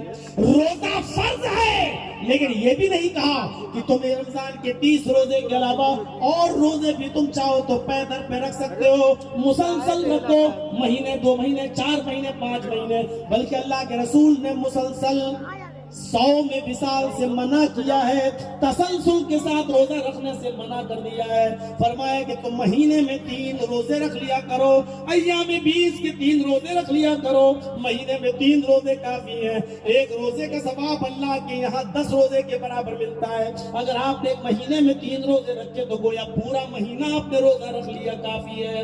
ہاں اگر اور مزید روزہ رکھنا چاہتے ہو تو سوموار کے دن کا، پیر کے دن کا رکھ سکتے ہو، جمعرات کا دن کا بھی نفلی روزہ رکھ سکتے ہو، اسلام اس کی اجازت دیتا ہے۔ لیکن روزے پہ روزہ اور اتنا روزہ رکھنا کہ کبھی چھوڑنا ہی نہیں، اسلام نے اس روزے سے منع بھی کر دیا ہے۔ ایسے روزوں کی اللہ کو کوئی ضرورت نہیں ہے۔ زکات فرض ہے، لیکن تمہارے پاس دینے کو ہو تو دو، یہ نہیں کہا کہ غریبوں کی مدد کرو، چاہے سنہار کی دکان میں ڈاکہ ڈال کر لاؤ، لیکن غریبوں کو دو، مسکینوں کو دو، مدرسوں کو دو۔ یہ نہیں کہا کہ اپنے گھر کا سارا سامان بیچ دو لیکن غریبوں کی مدد کرو، یہ نہیں کہا، بلکہ یہ کہا ہے اگر تمہارے پاس استطاعت ہے، طاقت ہے تو تم اس کی زکات ادا کرو، نہیں ہے تو کوئی بات نہیں۔ اسلام نے کہا حج تمہارے اوپر فرض ہے، لیکن یہ بھی نہیں کہا کہ اپنا سارا بزنس اور سارا کاروبار چوپٹ کر دو، اپنا سارا مشینیں بیچ باچ کے کھیتی بیچ دو، مکان بیچ دو، بلڈنگیں بیچ دو اور اس کو بیچ کر حج کرنے جاؤ۔ اسلام نے ایسا کرنے سے بھی منع کر دیا ہے۔ ہاں اگر تمہارے پاس ان تمام چیزوں کے بعد فاضل مال ہے اور اتنا ہے کہ تم حج کر سکتے ہو تو اب بیٹی کی شادی کا انتظار مت کرو۔ بیٹے کے MBBS بننے کے لیے 25 لاکھ 50 لاکھ روپے کا خرچہ آ رہا ہے، اب آپ اس کا انتظار نہیں کر سکتے ہو، کیونکہ یہ دنیاوی چیزیں ہیں. اگر آپ کے پاس استطاعت ہو چکی ہے اور آپ کی ضرورت سے زیادہ مال آپ کے پاس ہے تو آپ پہلے حج کرو. اور اگر استطاعت ہونے کے باوجود آپ نے حج نہیں کیا کہ میرا بیٹا MBBS کر لے گا تب کریں گے, میری 2 بیٹیاں اور رہ گئی ہیں, جب تک ان کی شادیاں نہیں کر دوں گا میں حج کرنے نہیں جاؤں گا. اور اسی بیچ موت آ گئی تو اللہ کے نبی نے فرمایا مات علی المجوسیہ, وہ مجوسیت کی موت مرے گا, آگ پرست کی موت مرے گا, آگ کا پجاری بن کر مرے گا. ٹھیک ہے حج فرض ہے لیکن سب کچھ بیچ کر جانے کی اجازت نہیں دے سکتا. زکات فرض ہے لیکن یہ نہیں کہا کہ چوری اور ڈکیتی کر کے زکات دو, یہ نہیں کہا. اسلام دین معتدل ہے. تمہارے پاس تو دو نہیں ہے تو کوئی بات. نماز روزہ ہر حال میں فرض ہے لیکن اس میں بھی سہولت ہے. سفر میں اگر آپ ہیں تو ظہر عصر جمع کر سکتے ہو, مغرب عشاء ایک ساتھ پڑھ سکتے ہو. سفر میں ہو تو قصر کر سکتے ہو, ظہر میں 2 پڑھ لو, عصر میں 2 پڑھ لو, مغرب میں 3 پڑھ لو, عشاء میں 2 پڑھ لو اور ایک وتر سے کام چلا لو. اور فجر میں تو آپ کو پوری ہی پڑھنی پڑے گی, 2 سنت میں 2 فرض. میرے پیارے ساتھیوں, کیونکہ اللہ کے رسول نے فجر کی سنت نہ سفر میں چھوڑی ہے نا آپ نے حالت قیام میں چھوڑی ہے نا سفر میں, اس لیے ان کو بھی پڑھنا پڑے گا. تو میرے پیارے ساتھیوں, اسلام کے اندر اتنی سہولت ہے لیکن پڑھنا ہے. کھڑے ہو کر طاقت نہیں ہے تو بیٹھ کے پڑھ لو لیکن پڑھو, بیٹھ کے طاقت نہیں ہے تو لیٹ کے پڑھو لیکن پڑھو, لیٹ کے بھی پڑھنے کی طاقت نہیں ہے تو ہونٹ ہلا کر اشارے سے پڑھ لو. پڑھنا ہے. اگر کمر نہیں جھک رہی ہے تو بس سر ہی ہلا ہلا کر رکوع بھی کر لو, سر ہلا کر ہی آپ کو سجدہ کر لینا ہے. میرے بھائیوں اس میں دعائیں پڑھ لینا ہے میرے بھائیوں, لیکن نماز پڑھنا ہے. یہی اسلام کی تعلیم ہے. اتنی سہولتیں اسلام کے اندر موجود ہیں. اسلام دین معتدل بھی ہے, دین السہل بھی ہے اور دین مساوات بھی ہے. مساوات تو ایسی کہ دنیا دنگ رہ جاتی ہے.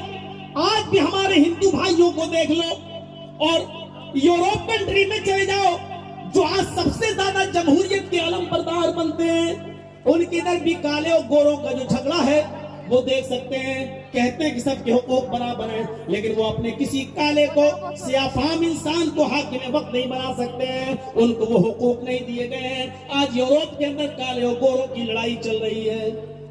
دیکھ لیجئے یورپ کنٹری کے اندر, آپ اپنے ملک کے اندر دیکھ لیجئے. آج شودر کو سب سے نچلا درجہ دیا گیا ہے. جس کتاب کے اندر لکھا یہ ہو کہ برہما نے اپنے منہ سے برہمن کو پیدا کیا, اپنے منہ سے برہمن کو اور اپنے ہاتھوں سے چھتری کو پیدا کیا, اپنی ران سے بیش کو اور پیروں سے شودر کو پیدا کیا. اس دھرم کے ماننے والے میرے بھائیوں شودر کی عزت کب کر سکتے ہیں جہاں برہما کے ہاتھوں اور پیروں سے ذاتیاں اور برادریاں پیدا ہوئی ہو. اب آپ اندازہ لگائیے کہ اس قوم نے اپنے سماج کے ان لوگوں کے ساتھ کیا برتاؤ کیا ہوگا جب رگ وید میں یہ لکھا ہو اور مرسمرتی میں یہ لکھا ہو کہ برہما نے اپنے منہ سے برہمن کو پیدا کیا, ہاتھوں سے چھتری کو پیدا کیا, ران سے ویش کو پیدا کیا اور پیروں سے شودر کو پیدا کیا. لہذا شودر نیچی ذاتی کا ہی یہ غلامی کے لیے پیدا ہوا ہے. میرے بھائیوں, جس کتاب میں یہ لکھا ہو وہاں انسانیت اور مانوتا کے ساتھ سمانتا کیسے برتی جا سکتی ہے. اسی لیے آج تک پورے بھارت میں کوئی مندر ایسا نہیں ملے گا آپ کو جہاں برہمن کے ساتھ ساتھ کوئی دلت ایک ساتھ پوجا کرتا ہوا ہے. کوئی یہ بتا دیجیے. اور بنارس کے اندر تو ایک مندر میں اس زمانے کے پریزیڈنٹ ڈاکٹر جگجیون رام نے, میرے بھائیوں, ڈاکٹر جگجیون رام نے ایک موقع پر جب مندر میں پوجا کر لی تھی, مندر سے نکلنے کے بعد وہاں کے برہمنوں نے اس مندر کو گنگا کے پوتر جل سے اس مندر کو دھویا تھا اور کہا تھا کہ اس میں دلت نے پوجا کی ہے. لہذا اب ہم اس مندر میں اس وقت تک پوجا نہیں کریں گے جب تک اس کو گنگا کے پوتر جل سے دھویا نہ جائے. کہاں مل سکتا ہے انصاف اور نیائے؟ اس کے برعکس ذرا اسلام کی طرف آئیے. یا ایھا الناس انا خلقناکم من ذکر و انثی وجعلناکم شعوبا وقبائل لتعارفوا. اسلام سمانتا کی ایسی دعوت دیتا ہے، اسلام سمانتا کا ایسا درس دیتا ہے، وہ کہتا ہے سمپورن جگت کی مانو ذاتی، ہے ساری دنیا کے انسانوں، ہم نے تم کو ایک ہی مرد اور ایک ہی عورت سے، ایک ہی پروش اور ایک ہی استری سے جنما ہے۔ اللہ کہہ رہا، قرآن کہہ رہا ہے ایک ہی مرد سے اور ایک ہی عورت سے ہم نے تم کو پیدا کیا۔ جب ساری دنیا کے انسان ایک ہی مرد اور ایک ہی عورت سے پیدا ہوئے تو ہم سب آپس میں بھائی بھائی۔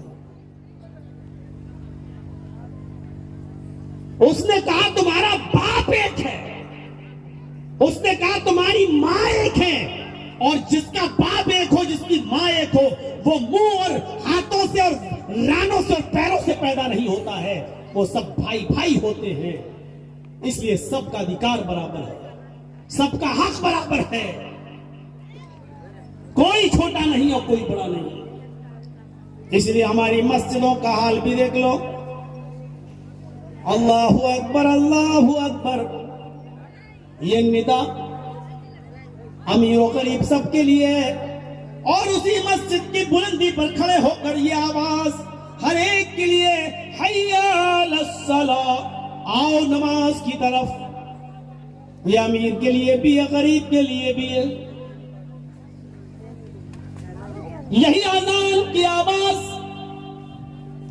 سعودیہ کے بادشاہ کے لیے بھی ہے، اور یہی اذان کی آواز دلی کے امام بخاری کے لیے بھی ہے، اور یہی اذان کی آواز اسی دلی کی جامع مسجد کی سیڑھیوں پر بھیک مانگنے والے بھکاریوں کے لیے بھی یہی وقت ہے۔ وہ نماز پڑھیں گے، وضو بنا کر اگر کوئی بھکاری مسجد میں پہنچ جاتا ہے تو کوئی آدمی یہ نہیں کہہ سکتا ہٹ تو میرے پاس کہاں سے کھڑا ہو گیا، چل ہٹ، چل ادھر جا۔ اگر کوئی اپنے قریب سے بھگاتا ہے تو وہ اسلام کا مذاق اڑا رہا ہے، اسلام کی تعلیمات کا مذاق اڑا رہا ہے۔ میرے بھائیو، جماعت کا مقصد یہ ہے امیر و غریب کے کاندھے مل جائیں، امیر و غریب کے ٹخنے مل جائیں، امیر و غریب کے قدم سے قدم مل جائیں، اور جب امام کہے اللہ اکبر تو اسی وقت اللہ اکبر کی آواز پر امیر و غریب دونوں ایک ساتھ اپنی ہاتھ باندھ لیں، ایک ساتھ جھکے، ایک ساتھ سجدہ کرے، امیر بھی اقرار کرے اور غریب بھی اقرار کرے۔ امیر کہے M L A, M P کہے کہ اللہ اس مسجد سے جب باہر تھا تو میں ایم پی تھا، میں ایم ایل اے تھا، میں امیر تھا، میں دولت مند تھا، لیکن جب تیرے گھر میں آ گیا تو پھر میں تیرا فقیر بندہ ہوں، میں تیرا غلام بندہ ہوں۔ انتم الفقراء، تم سب فقیر ہو، واللہ غنی حمید، بے نیاز تو صرف اللہ کی ذات ہے۔ انتم الفقراء، تم سب فقیر ہو۔ اللہ نے کہا ایم ایل اے ہے وہ بھی فقیر، ایم پی ہے وہ بھی فقیر، پرائم منسٹر ہے وہ بھی فقیر، اللہ کے گھر میں جب یہ بھی آیا وہ سب فقیر ہے۔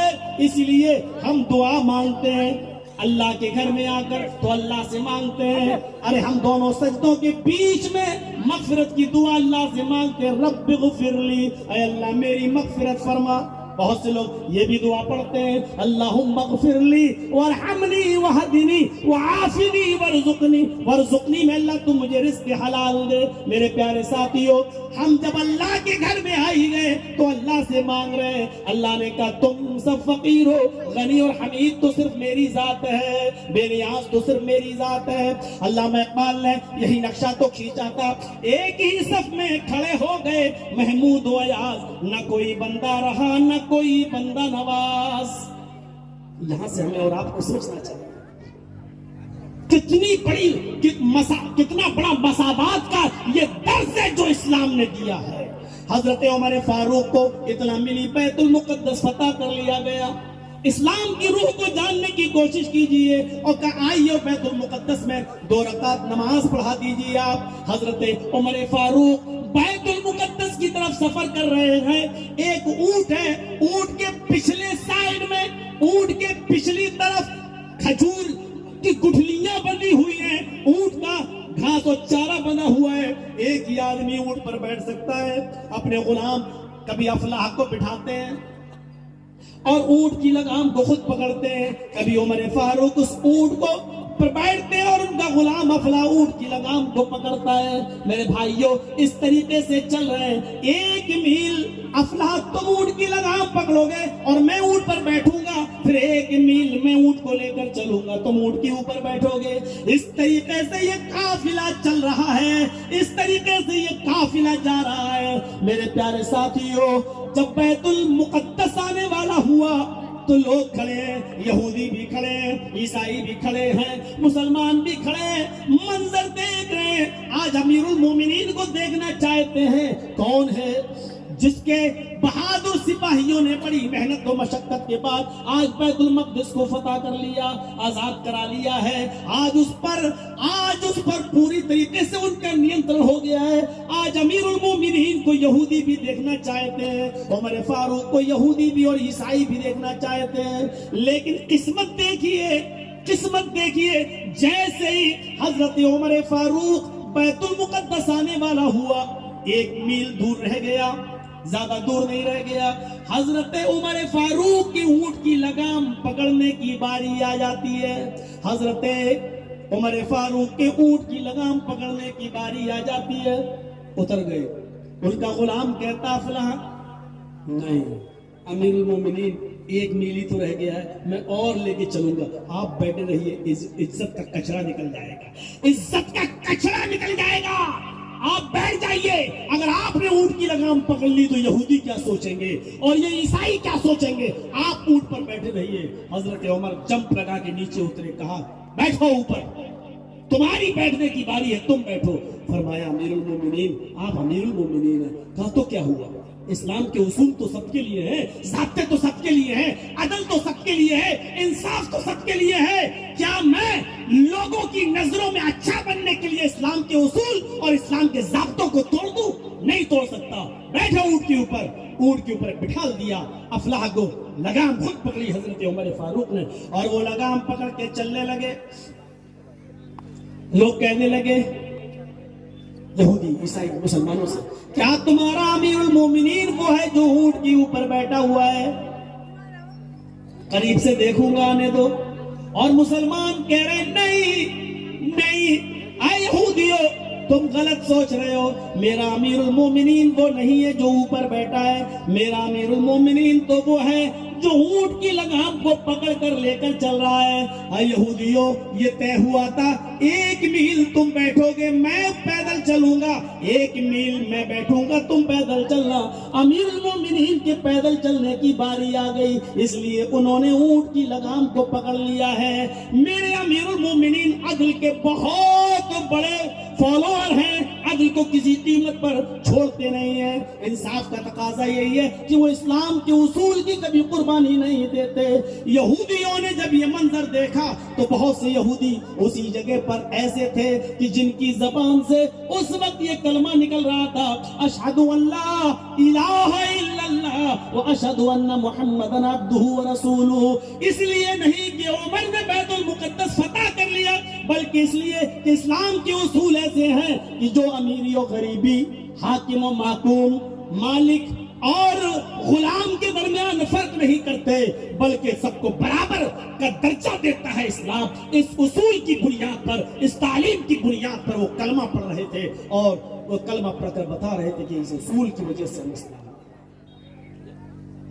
جنگ بدر کے اندر سواریوں کی بہت کمی تھی. ایک اونٹ کے اوپر 3 لوگ بیٹھتے تھے. ایک بیٹھتا, ایک پیدل تھا, 2 سوار ہوتے تھے. پھر ایک اتر جاتا تھا, پھر اس پر ایک بیٹھ جاتا تھا. یعنی ہر حال میں 2 ہی بیٹھا کرتے تھے, اور ایک اونٹ کو لے کر چلتا تھا. ایک اونٹ پر 3 صحابہ سوار تھے. 2 تو سوار ہوتے تھے, ایک لے کے چلتا تھا. اللہ کے نبی نے اپنے لیے کوئی الگ سے اونٹ متعین نہیں کیا. جو اونٹ محمد رسول اللہ کے حصے میں آیا, اس میں 2 آدمی بھی محمد رسول اللہ کے حصے میں آئے. ایک خدا کے داماد حضرت علی اور ایک حضرت ابو الدرداء رضی اللہ تعالیٰ عنہ. جب حضرت ابو الدرداء اور حضرت علی اونٹ پر بیٹھا کرتے تھے تو محمد رسول اللہ پیدل چل کر اونٹ کی لگام پکڑا کرتے تھے اور پھر اونٹ کو لے کر چلا کرتے تھے. اور جب محمد رسول اللہ اونٹ پر بیٹھ جایا کرتے تھے تو حضرت علی اونٹ کی لگام پکڑ لیا کرتے تھے, اور جب حضرت علی اونٹ پر بیٹھ جایا کرتے تھے تو ابو الدرداء اونٹ کی لگام پکڑ لیا کرتے تھے. میرے پیارے ساتھیوں, ایسے موقع پر محمد رسول اللہ نے یہ نہیں کہا میں تو اللہ کا نبی ہوں اور میرا مقام و مرتبہ تو بہت اونچا ہے, میں اونٹ سے اتروں گا ہی نہیں, تم دونوں باری باری بانٹ لو. ایسا نہیں کیا ہے. ایک اونٹ پر 3 صحابہ, خود محمد رسول اللہ کو بھی 2 صحابی ملے, ایک حضرت علی اور ایک ابو الدرداء, پوری دنیا کو یہ پیغام دے رہے ہیں کہ لوگوں اسلامی اصول اور ضابطے یہ کہ نہ کوئی چھوٹا ہے نہ کوئی بڑا ہے, اور اگر ایک اونٹ کی لگام کو پکڑے گا تو وہ باری میری بھی آئے گی, تو میں بھی اپنی باری پر اونٹ کی لگام کو پکڑوں گا. میرے بھائیو, یہی اصول اور ضابطوں نے اسلام کو ترقی پر, اسلام کے اندر ترقی کی ہے, اسلام کو دن بہ دن پھیلایا ہے, اور اسلام اپنی انہی اعلیٰ تعلیمات کی بنیاد پر پھیلا ہے. ہمیں اور آپ کو سوچنا چاہیے کہ اسلام کی خصوصیات کیا ہیں. یہ اسلام کی خصوصیات تھی. مساوات کا وہ درس دیتا ہے اسلام جو ہمیں کہیں نظر نہیں آتا. حج کا میدان دیکھ لو, انڈونیشیا کا مسلمان, پاکستان کا مسلمان, ہندوستان کا مسلمان, سری لنکا کا مسلمان, نیپال کا مسلمان, امریکہ کا مسلمان, سوڈان کا مسلمان, ملیشیا کا مسلمان, ایک سے ایک امیر بھی ہیں اور ایک سے غریب بھی ہیں, ایک سے ایک امیر بھی ہیں اور ایک سے غریب بھی ہیں. آپ کہو کہ غریب ہیں تو کیسے پہنچ جاتے ہیں؟ اللہ جن کو ہدایت دے اور توفیق دے دو پہنچ جاتے ہیں. جس وقت میں حج کے لیے گیا تھا اور اپنے والد اور والدہ کو لے کر گیا تھا, اصغر علی امام مہدی امیر جمعیت ہمارے ساتھ تھے, مولانا ہارون صاحب بھی ہمارے ساتھ تھے. میرے بھائیوں, اس موقع پر امام حرم کا تھوڑی سی نصیحت سننے کے لیے ہم لوگ جب رکے تھے تو مجھے معلوم ہے, وہ وقت یاد ہے, کسی فلسطین کا ایک آدمی تھا جس نے عربی زبان میں جب سوال کیا تھا وہاں امام حرم سے, تو اس وقت ہم کیا کوئی آنکھ ایسی نہیں تھی جو روئی نہ ہو. اس نے کہا امام محترم سے, امام حرم سے, اور اس نے روزے کے تعلق سے سوال کیا کہ ہم لوگ کبھی کبھی پانی پی کر ایک آدھ بسکٹ کھا کر ہم لوگ سحری کی نیت سے روزہ رکھ لیتے ہیں. امام محترم, اگر ہمارے پاس شام کو کھانے کے لیے کچھ نہ ہو اور کبھی کبھی پینے کے لیے صاف پانی بھی نہیں ہوتا ہے تو امام محترم کیا میں دل سے نیت کر کے روزے کا افطار کر سکتا ہوں؟ کیا نیت سے میرا افطار ہو جائے گا؟ میرے پیارے ساتھیوں, جب اس نے یہ سوال کیا تو امام حرم بھی پھوٹ پھوٹ کر رونے لگے. ان کے آنسو زمین کے اوپر مسجد خانہ کعبہ کے اندر گرنے لگے. ان کی آنکھوں کے گرتے ہوئے آنسوؤں کو ہم لوگوں نے دیکھا, زمین پر گرنے لگے. اور میرے بھائیوں کو کوئی جواب نہیں دے سکے, صرف اتنا اللہ رب العالمین تمہارے ساتھ آسانیاں کرے, اللہ تمہارے ساتھ رحم و کرم کا معاملہ فرمائے. میرے بھائیوں, کتنے ہٹے کٹے مسلمان یہاں ایسے ہوں گے جن کے پاس سب کچھ ہے لیکن رمضان کے روزے ان کو نصیب نہیں ہوں گے.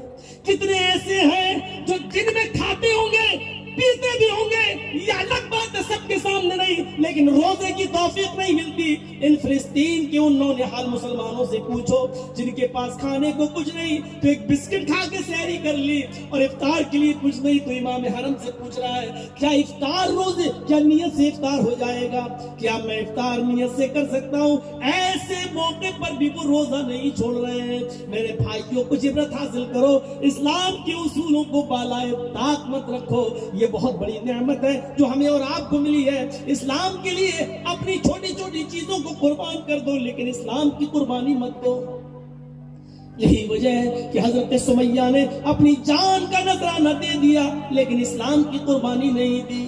اور وہ بات یاد کرو, طبقات میں ابن سعد نے نقل کی ہے, جب سمیہ کے دونوں ہاتھ بندھے تھے اور دونوں پیر بندھے تھے اور ان کی اندام نہانی میں نیزہ داخل کر دیا گیا تھا تو اس وقت وہ ہاتھ پیر بندھے تھے جس کی وجہ سے وہ نیزہ بھی نہیں پکڑ سکتی تھی اور کہہ رہی تھی ثبت قدمی علی دینک یا ارحم الراحمین, آئے رحم کرنے والے مہربان رب ہمیں ہمارے دین کے اوپر ثابت رکھنا.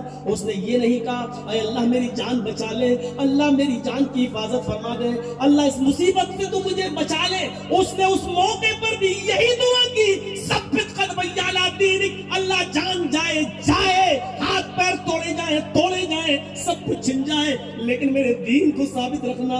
اے اللہ اس کی دی ہوئی تکلیفیں کہیں مجھ سے میرا دین نہ چھین لے, مجھ سے میرا دین نہیں دور کر دے, مجھ سے کہیں اسلام مجھ سے چھین نہ لے. میرے بھائیوں, اس نے اپنے بیٹے عمار سے اور اپنے شوہر یاسر سے کہا میں عورت ہوں, مجھے ہلکی سزا دی جا رہی ہوگی, تم مرد ہو سکتا ہے کہ میرے بعد تمہیں مجھ سے بھی زیادہ سخت سزا دی جائے, مجھ سے بھی زیادہ سخت اذیت دی جائے. اے میرے بیٹے, اے میرے شوہر, میرے نقش قدم پہ چلے آنا. اللہ کی قسم جنت کی خوشبو میری ناک تک پہنچ رہی ہے, تمہاری ناک تک نہیں آ رہی. اے میرے بیٹے, میں جنت کو دیکھ رہی ہوں, میں جنت کی حوروں کو دیکھ رہی ہوں, میں جنت کے نعمتوں کو دیکھ رہی ہوں, نہروں کو دیکھ رہی ہوں. میرے بھائیوں, یہ خطابت کا ایک انداز تھا جو اپنے بیٹے میں ایمان پیدا کر رہی تھی, اپنے شوہر کے اندر ایمان پیدا کر رہی تھی, اور کہہ رہی تھی میرے شوہر, میرے بیٹے یہاں نہیں, جنت کے دروازے پر میں تمہارا انتظار کروں گی. اور اسی لیے سمیہ کی شہادت کے بعد اللہ کے رسول نے منبر پر خطبہ دیتے ہوئے کہا تھا ابو بکر تم اکیلے جنت میں جاؤ گے, عمر تم اکیلے جنت میں جاؤ گے, اے عثمان تم بھی جنتی ہو, اکیلے جنت میں جاؤ گے, علی تم بھی جنت میں جاؤ گے. اصبروا یا آل یاسر فإن موعدکم الجنہ, اے یاسر کے گھرانے والوں صبر کرو, تمہارا پورا خاندان ایک ساتھ جنت کے اندر جائے. اس نے جان دے دی لیکن اسلام نہیں جانے دیا, جان دے دی لیکن اسلام نہیں جانے دیا. اسلامی اصولوں کو اپنائیے, ضابطوں کا خیال رکھیے, یہی چیزیں ہمارے ساتھ جائیں گی. ورنہ لوگ کل بھی مرے تھے, آج بھی مرے ہیں, کل بھی مریں گے, اور ایک دن ہم اور آپ بھی اس دنیا سے چلیں گے. دنیا کی سب سے کڑوی حقیقت اگر کوئی ہے تو موت ہے, جس سے ہم اور آپ نہیں بچ سکتے, بچ ہی نہیں سکتے. اس اللہ نے تو زندگی اور موت کو پیدا ہی اس لیے کیا ہے تاکہ وہ ہمیں آزمائے. لِيَبْلُوَكُمْ أَيُّكُمْ أَحْسَنُ عَمَلًا الذي خلق الموت والحیات لیبلوکم ایکم احسن عملا.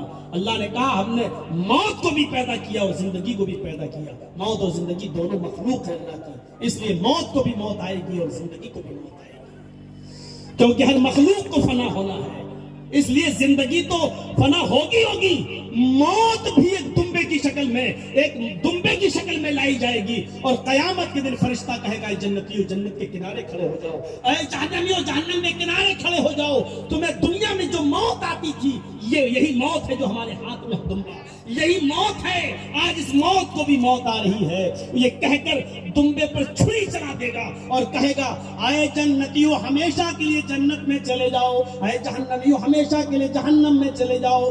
اب تمہیں کبھی موت نہیں آئے گی, کیونکہ موت کو بھی موت آ گئی ہے, موت کو بھی موت آ چکی ہے. جب موت کو موت آ گئی تو موت آنے کا سوال ہی نہیں ہے. اب تو ہمیشہ جنت کے اندر, اور جہنمیوں تو ہمیشہ کے لیے جہنم میں.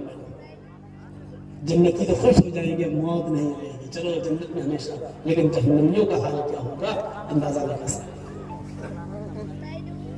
ہمیں اور آپ کو سوچنا چاہیے, اسلام کے ساتھ ہمارا تعلق بڑا گہرا ہونا چاہیے. یاد رکھیے, آج ہم نے اسلام کو کرانہ مرچنٹ کی دکان بنا دیا ہے. جو چیز پسند, 2 انڈے دے دینا, ایک بریڈ کا پیکٹ دینا, ایک کلو چینی دینا, مطلب جو چیز پسند آئے گی وہ ہم لیں گے, اور جو چیز ہمیں پسند نہیں ہے وہ نہیں. اسلام کے معاملے ایسے نہیں ہے, پسند آئے تب بھی لینا ہے اور نہ پسند آئے تب بھی لینا ہے. فجر کی نماز پڑھنا ہے, چاہے نیند آ رہی ہو, اگر اٹھ گئے ہو, آنکھ کھل گئی ہے, ہوش میں ہو, اور الصلاۃ خیر من النوم کی آواز تمہارے کان میں پڑ چکی ہے, تب آپ کو اٹھنا ہی ہے. وہ تو ان کے لیے ہے, اور وہ بھی کبھی کبھی جو سو جائیں اور سوتے رہ جائیں, تو جب ان کی آنکھ کھلے تب نماز پڑھ لیں, یا بھول جائیں تو جب یاد آ جائے تب نماز پڑھ لیں. وہ بھی معمول نہیں. اور آج کل تو الارم وغیرہ سب لگے ہوئے, لگائیے. آپ بچ نہیں سکتے. اب صاحب ظہر اثر تو پڑھ لیا, مغرب تو پڑھ لی, عشاء نہیں آنا صاحب, نہیں ہمت نہیں پڑتی ہے, اور فجر میں لحاف اوڑھ کے سو گئے. جو آدمی اپنے سردیوں کی سخت راتوں میں اپنے جسم سے اپنے لحاف کی قربانی نہ دے سکے, 1-2-3 کلو کی رجائی کی قربانی نہ دے سکے, وہ اسلام کے لیے اپنی جان کی قربانی کیا دے گا؟ وہ فلسطین کے مسلمانوں کے لیے ہمدردی کی دعائیں کیا کرے گا؟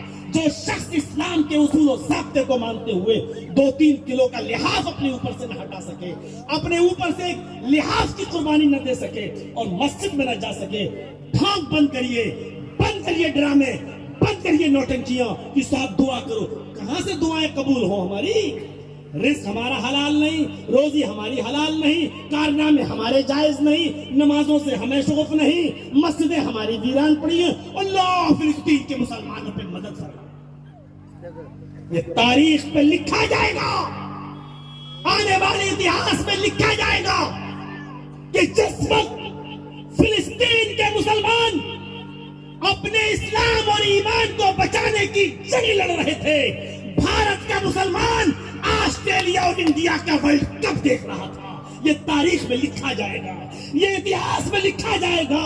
اس سے بڑا دردناک دور اور کون سا آئے گا ہمارے اوپر؟ میری تقریر تھی 19 تاریخ کو الہ آباد کے اندر, میری تقریر تھی 19 تاریخ کو الہ آباد کے اندر, اور پورے پراپر سٹی اور شہر کے اندر میں منع کرتا رہا جلسہ کمیٹی کو مت کریے. پتا چلا ہے کہ ورلڈ کپ ہے اور جس ٹائم پہ آپ رکھیں بھیڑ نہیں ہوگی, لوگ نہیں آئیں گے, لیکن وہ بضد تھے نہیں کریں گے تو آج ہی کریں گے. بہرحال جلسہ کمیٹی والوں نے جلسہ کیا اور وہی ہوا نتیجہ کہ لوگ ورلڈ کپ میں ایسے مصروف ہوئے کہ جس بھیڑ کی توقع تھی وہ نہیں آئی. ذرا تصور کریں آپ. ویسے ہی جماعت اہل حدیث کے لوگ بہت کم ہیں الہ آباد میں, اور اس کے باوجود ورلڈ کپ میں بھائیوں اس نے اس جلسے کی نوعیت کو بگاڑ دیا. میں کہنا یہ چاہتا ہوں کہ میں آپ کو بتانا چاہتا ہوں کہ اس ورلڈ کپ کو دیکھنے کے چکر میں لوگ میرے بھائیوں اسلامی اصول کو بھولے ہوئے. یہ تاریخ میں لکھا جائے گا, یہ اتہاس میں لکھا جائے گا کہ جس وقت فلسطین اپنی آزادی کی لڑائی لڑ رہا تھا اور اپنے اسلام اور ایمان کو بچانے کی جنگ لڑ رہا تھا, اس وقت بھارت کا مسلمان انڈیا اور آسٹریلیا کا ورلڈ کپ دیکھ رہا ہے. لکھا جائے گا آنے والی تاریخ میں. یہ کرانہ مرچنٹ کی دکان نہیں جو پسند آئے تو وہ ہر حال میں لینا ہے. یہ مان لیجئے ایک بجلی کا پول ہے, ایک مثال دے کے بعد یہ بجلی کا یہ مان لیجئے کھمبا ہے, اس میں ابھی تار دوڑائے نہیں گئے ہیں, تار ابھی دوڑائے نہیں گئے ہیں, لیکن بجلی کا کھمبا ہے. اور یہ جو ہے آم کا درخت ہے, آم کا پیڑ ہے, اس میں پتے لگے ہیں, آم لگا ہے, ہوا چلی, آم کا درخت ہے, یہ بجلی کا کھمبا ہے. ایمانداری کے ساتھ بتائیے, ہوا چلی ہے, تھوڑی آندھی سی آئی اور آم کے پیڑ کے کچھ پتے ٹوٹ کر اڑے اور وہ بجلی کے پول سے چپک گئے, بجلی کے کھمبے سے چپک گئے. 50-60-100 پتے بجلی کے کھمبے سے چپک گئے. تو آم کے پیڑ کے ان پتوں کے چپک جانے کی وجہ سے آپ بجلی کے کھمبے کو کیا آم کا درخت کہہ دیں گے؟ کوئی عقل مند کیا اس بجلی کے کھمبے کو آم کا درخت کہہ دے گا؟ نہیں کہے گا. بھائی پتے تو لگے ہیں, لگے تو کیا ہوا, کیوں نہیں صاحب؟ آم کا درخت تو وہ ہے جو اپنی جڑ سے بھی عام ہو, اپنے وجود میں بھی عام ہو, اپنے پتوں میں بھی عام ہو, اپنی شاخوں میں بھی عام ہو اور پھل میں بھی عام ہو, تب اس کو کہا جائے گا یہ آم کا درخت ہے. آم کے پیڑ کے چند پتے ٹوٹ کر بجلی کے کھمبے سے چپک گئے تو بجلی کا کھمبا آم کا پیڑ نہیں ہو سکتا ہے. چند نمازیں پڑھ لی, چند روزے رکھ لیے, چند ہم نے اسلام کے حکموں پر عمل کر لیا تو چند چیزوں کے کرنے کی وجہ سے ہم میرے بھائیوں پورے کے پورے مسلمان نہیں ہو جائیں گے. ہم پکے مسلمان تبھی کہلائیں گے جب اپنی جڑ میں بھی مسلمان ہوں, ہم اپنے پھل میں بھی مسلمان ہوں، اپنے تنے میں بھی مسلمان ہوں، اور ہر اعتبار سے ہم مسلمان ہوں۔ آم کے پیڑ کے چند پتے بجلی کے کھمبے کو آم کا پیڑ نہیں بنا سکتے ہیں، اسی طریقے سے ہماری چند عبادتیں ہمیں پکا سچا مسلمان نہیں بنا سکتے۔ ادخلوا فی السلم کافہ، ایمانو والو تم اسلام کے اندر پورے کے پورے داخل ہو جاؤ۔ شادیوں میں کیا حال ہے؟ ابھی ہمارے سلفی صاحب کہہ رہے تھے، یا سلفی صاحب بہت برا حال ہے جہیز کا، ہوتا ہی نہیں جب تک انٹرنیشنل بھکاریوں کو کچھ بھیک میں نہ دو تب تک نہیں ہوتی ہے شادی۔ میں نے کہا سلفی صاحب سے بہت مشکل ہے، یہ تو ہر جگہ کا ہونا ہو چکا ہے۔ یہ تبھی ہوگا جب سماج کے لوگ خود جاگروک ہوں گے اور میٹنگیں کریں گے اور کمیٹیاں کریں گے۔ 25 سال کی زندگی کم نہیں ہوتی ہے۔ سن 1997 میں میری پہلی تقریر مونا دھنجن کی سرزمین پر سونیا واڑے میں ہوئی تھی، اور 97 سے لے کر 2023 چھوڑ دیجیے آپ، 3 ادھر اور 23 یہ 26 سالہ زندگی، اور آپ کے علاقے میں 25 سال سے میں چلا رہا ہوں۔ 25 سال کی زندگی کوئی کم زندگی نہیں ہوتی میرے بھائیوں۔ اس 25 سال کی زندگی کا تلخ تجربہ یہ ہے کہ جہیز جیسی لعنت اپنے معاشرے سے مولوی جرجیس بھی ختم نہیں کرا سکتے، جس کو آپ سب سے زیادہ سنتے ہو، جس کی عزت سب سے زیادہ کرتے ہو، جس کا احترام سب سے زیادہ کرتے ہو، جس کو ہر جلسے میں بلانا اس جلسے کی کامیابی کا ضمانت سمجھتے ہو، لیکن مولوی جرجیس بھی 25 سال سے صرف بول نہیں رہا ہے بلکہ بھونک رہا ہے۔ بھونکنا ہی کہیں گے، اگر بولنا مانا ہوتا تو عمل کیا ہوتا، بھونکنا ہی تو آپ نے سمجھا ہے، اسی لیے تو ایک کان سے سنا اور دوسرے کان سے اڑا دیا۔ نہیں ختم ہوا ہے جہیز جیسی لعنت آج ہمارے معاشرے سے اس ماس کیا کریں؟ کریے کتنا آپ نوٹنکی کریں گے، کریے۔ یہ غریب لڑکیاں آپ کی نہیں رہ گئیں، جو پلاننگ اور جو منصوبے ہو چکے ہیں، روئیں گے آپ خون کے آنسو، کیونکہ اب پلاننگ اور منصوبے یہ ہوئے کہ ان کو نکالو اور اپنے گھر کی بہو بناؤ، 2-4 بچے ان سے پیدا کرو، بچوں کو روک دو، ان کو طلاق دے دو اور ان کو بھیج دو۔ اب لڑکی طلاق کے بعد نہ اپنے گھر آتی ہے، کیونکہ باپ نے پہلے ہی کہہ دیا غیر مسلم کے ساتھ بھاگی ہے، مر چکی ہے تم میرے لیے، اور پتی بھی اس کو اپنے گھر رکھنے کے لیے تیار نہیں، مجبوراً وہ کسی کوٹھے کی زینت بنتی ہے۔ یہ پلاننگ ہو چکی ہے، منصوبے ہو چکے، تم یہاں بیٹھے ہوئے ہو، تمہیں نہیں معلوم کیا کیا منصوبے بن رہے ہیں ہماری بہنوں کے ساتھ اور بیٹیوں کے ساتھ۔ جہیز کی خرافات ختم کر کے جلدی سے شادیاں کراؤ۔ اس موبائل، یوٹیوب اور اس کے اندر آنے والی برہنہ اور ننگی چیزوں نے آج 12 اور 13 سال کی لڑکیوں کو جوان کر دیا ہے، ان کو سب کچھ سکھا دیا ہے۔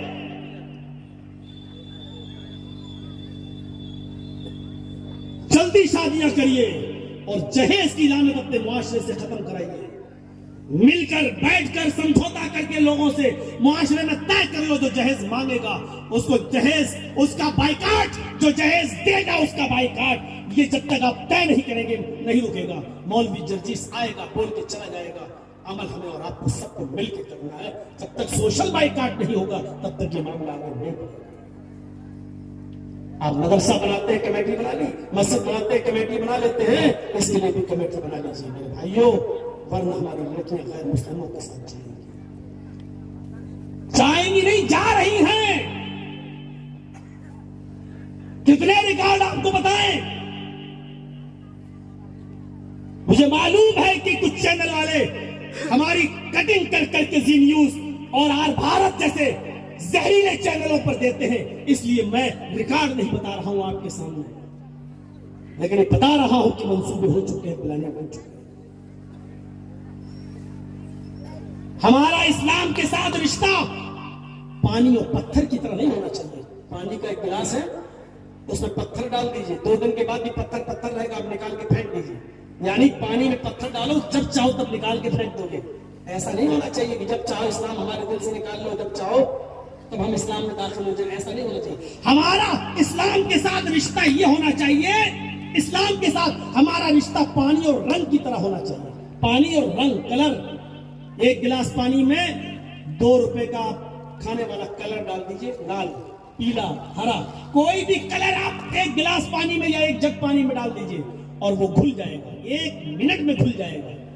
اب لال ڈالا تو اس نے پانی کو لال کر دیا، ہرا ڈالا تو اس نے پانی کو ہرا کر دیا. اب آپ رنگ کو ذرا الگ کر کے دکھائیے. چلو رنگ کو الگ نہیں کر پا رہے، پانی کو الگ کر کے دکھائیے. اب پانی نہ تو رنگ سے الگ ہو رہا ہے، نہ رنگ پانی سے الگ ہو رہا ہے. پانی نے رنگ کو اپنے اندر جذب کر لیا ہے اور رنگ نے بھی پانی کو اپنے رنگ میں ڈھال لیا ہے. نہ پانی رنگ کو چھوڑ رہا ہے، نہ رنگ پانی کو چھوڑ رہا ہے. میرے بھائیوں، اسلام کے ساتھ ہمارا رشتہ رنگ اور پانی کی طرح ہونا چاہیے. اسلام ایسا ہمارے اندر بس جانا چاہیے کہ اسلام کو اگر ہم سے نکالا جائے تو اسلام ہم سے نہ نکلے، ہم اسلام سے نہ نکلے. جیسے سمیہ سے اسلام نہیں نکلا اور اسلام سے سمیہ نہیں نکلی، بلال سے اسلام نہیں نکلا اور بلال سے اسلام بلال سے نہیں نکلا اور بلال سے اسلام نہیں نکلا. میرے بھائیوں، ذرا تصور کرو، ایسا ہونا چاہیے اسلام کے ساتھ ہمارا رشتہ.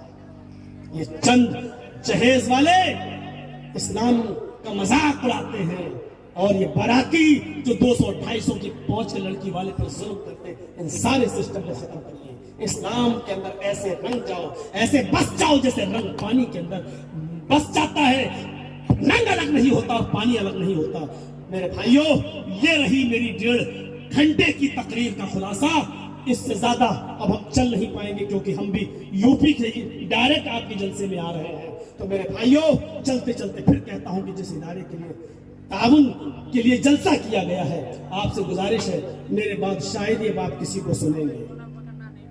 اتنی توفیق بھی اگر آپ کو ہو جائے تو شاید سوشل میڈیا پر اتنا ہنگامہ جو میرے خلاف ہو رہا ہے وہ نہ ہو. اگر آپ میرے بات سننے لگو تو مجھے کوئی رسوا و ذلیل نہ کرے، لیکن رسوا و ذلیل اس لیے کر رہا ہے کیونکہ آپ میرے بغیر آتے نہیں، اور جب میں بول کے ہٹتا ہوں تو آپ کسی دوسرے کو سنتے نہیں. اور ظاہر بات ہے، حسد ہوتا ہے جو کسی کے دل میں آ سکتا ہے وہ سوشل میڈیا پر کچھ بھی کہہ سکتا ہے. ہماری اس تقریر کو ڈرامہ بھی کہے گا، مداری بھی کہہ دے گا، بہت ذہنوں کی عیاشی بھی کہے گا، اس کے دل میں جو آئے گا وہ کہے گا. کیوں؟ اس لیے کہ آپ اس کو سنتے نہیں ہیں. اس لیے میرے بھائیوں، اس کے دل میں جو آئے گا وہ کہے گا، اور یہ اس کا کہنا بجا بھی ہے کیونکہ اس کی جگہ پر اگر ہم ہوتے تو ہمارے اندر بھی اس چیزیں آ سکتی تھیں. تو اس لیے آپ سب کو سنیے، اس لیے کہ سب اسلام ہی کی دعوت دیتے ہیں، کوئی آپ کو الٹی سیدھی باتیں نہیں بتاتا ہے. اللہ تعالیٰ ہم سب کو سننے کی توفیق عطا فرمائے. اس مدرسے کا تعاون فرمائے، زیادہ سے زیادہ تعاون فرمائے. اور اس مدرسے کا چونکہ پورا خرچہ میرے بھائیوں نے جلسوں سے چلتا ہے اور جلسوں میں تعاون ہوتا ہے، پورے سال کا خرچہ اسی پر ہوتا ہے. میں پھر آپ سے گزارش کرتا ہوں، میری بات رکھ لیجیے گا اور آپ اس مدرسے کا تعاون کیجیے گا. اللہ تعالیٰ ہمیں اسلام کے اندر پورا داخل فرما دے. جب تک تو ہمیں اسلام پر زندہ رکھے، اسلام پر زندہ رکھنا، اور جب ہمارا خاتمہ ہو تو ایمان پر ہمارا خاتمہ فرمانا. وما علینا الا البلاغ المبین وآخر دعوانا الحمد للہ رب العالمین.